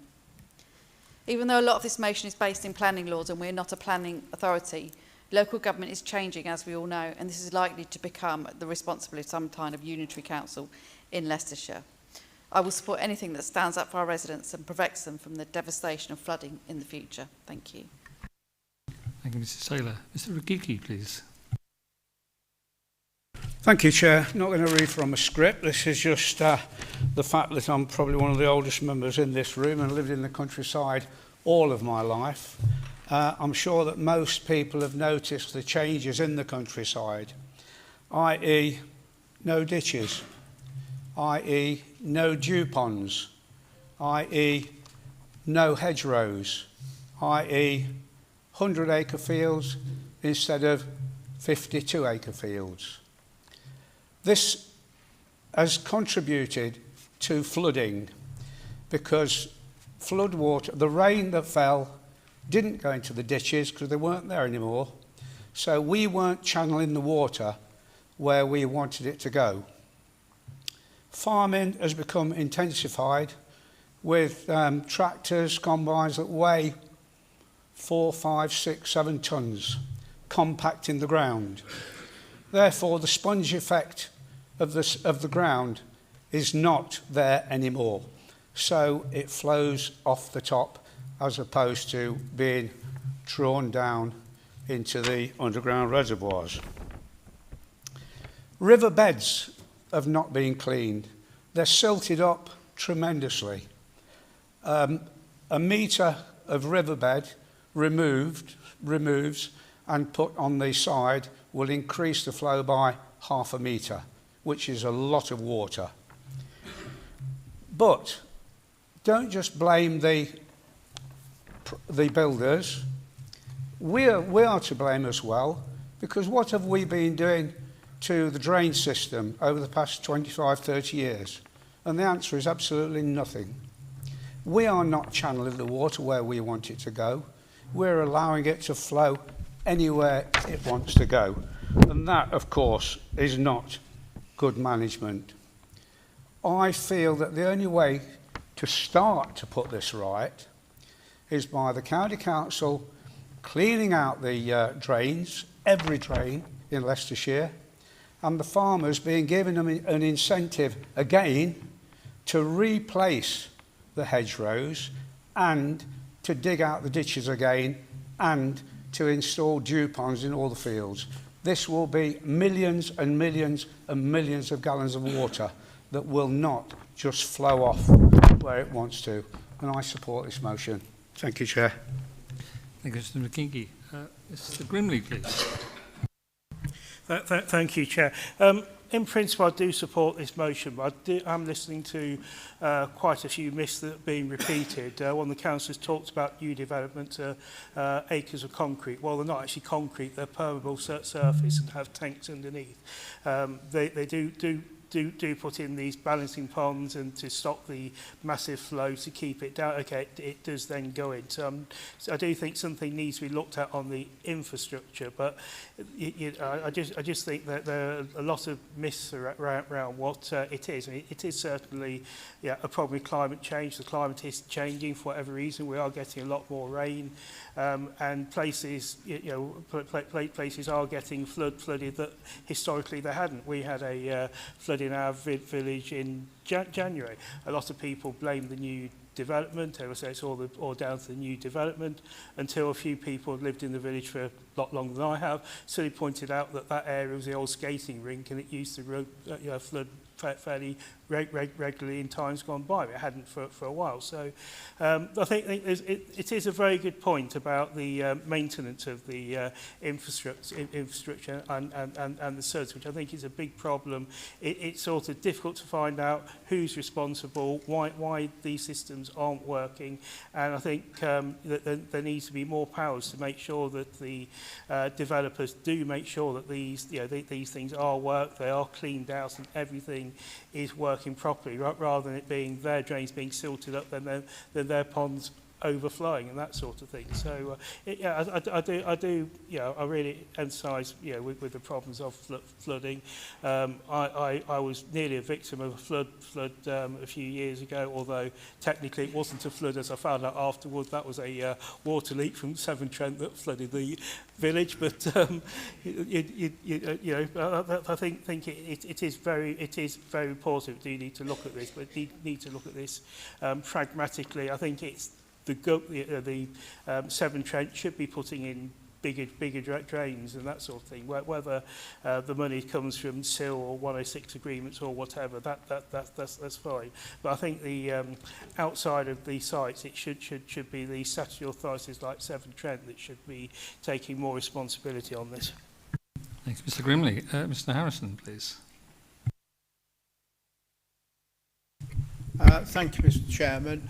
I support the mover of this. I did have a brief telephone conversation with her to confirm that. I think it's excellent. I've shown my enthusiasm and encouragement by setting up the portfolio for this, because it's something I felt aware of for a long time. It's getting ridiculous. Get towns and villages yearly in Leicestershire being flooded, and the answer is why? What are we doing? So we've got to start. It's not the world and all, and it will need money, because I think a lot of it probably will need engineering. So, you know, a few sandbags is really going to do it. But, you know, we've made the start. We're trying to understand it, map it, see what we can do, see if there's grants anywhere that we can actually grab hold of. Because if you've got schemes ready and inspiration ideas, you can run with it. So, anyway, good luck, and I'm pretty certain you're going to, the motion will go forward. But anyway, thank you, Mr. Chairman. Thank you. Mr. Harrison. Ms. Bottomley, would you like to respond? Thank you, and thank you everyone for your support with this motion. I believe the discussion has highlighted a number of future areas which we need to explore, and potential new motions for the next time, so we can look forward to them. I am aware that this motion calls for a small change, which can be a building block in our attempts to prevent future flooding for our communities. But for today, this motion is about taking proactive action to protect our communities from the significantly increased risk of flooding. Right now, the burden often falls on residents and local authorities without adequate support or resources. By backing this motion, we are calling for clear powers, accountability and investment to safeguard our communities. I'm so pleased to hear of the overwhelming support from this chamber today. Thank you. Thank you, Ms. Bottomley. We will now take a vote on the motion. Can all in favour of the motion move? Mr. Chairman. Mrs. Bottomley, raise their hands, please. It's a recorded vote. I think we're going to have a recorded vote. A number of members have stood up. If I could read your name out, please say whether you're voting for or against the motion moved by Mrs. Bottomley, seconded by Mrs. Pendlebury. Mr. Abbott? For. Mr. Bailey? Dr. Bloxham? For. Mr. Bohm? For. Mr. Bowles? Mrs. Bottomley? For. Mr. Bradshaw? For. Mr. Bray? Mrs. Broadley? Miss Butler? Mr. Chapman? For. Mr. Charlesworth? Mr. Cook? Mr. Crook? For. Mrs. Danks? Mr. Durrani? Mr. England? For. Mr. Fowler? For. Mr. Galton? Mr. Gamble? Ms. Gray? For. Mr. Grimley? Mr. Hamilton Gray? For. Mr. Dan Harrison? Mr. Paul Harrison? For. Dr. Hill? Mr. Holt? Mr. Innes? Mr. King? Mrs. Knight? Mr. Lovegrove? Mr. MacDonald? Mr. Meelan? For. Mr. Mear? Mr. Morris? Mr. Mullaney? For. Mr. O'Shea? For. Mr. Orson? Mr. Page? For. Mrs. Page? Mrs Pendlebury, Mr Piper, Mr Poland, 4. Mr Pugsley, Mr Rikiki, Mr Robinson, Mr Rudkin, Mrs Seaton, Mr Smith, Mr Squires, 4. Mrs Taylor, Mr Thorpe, Mr Tilbury, Mr Walker, Mr Whitford,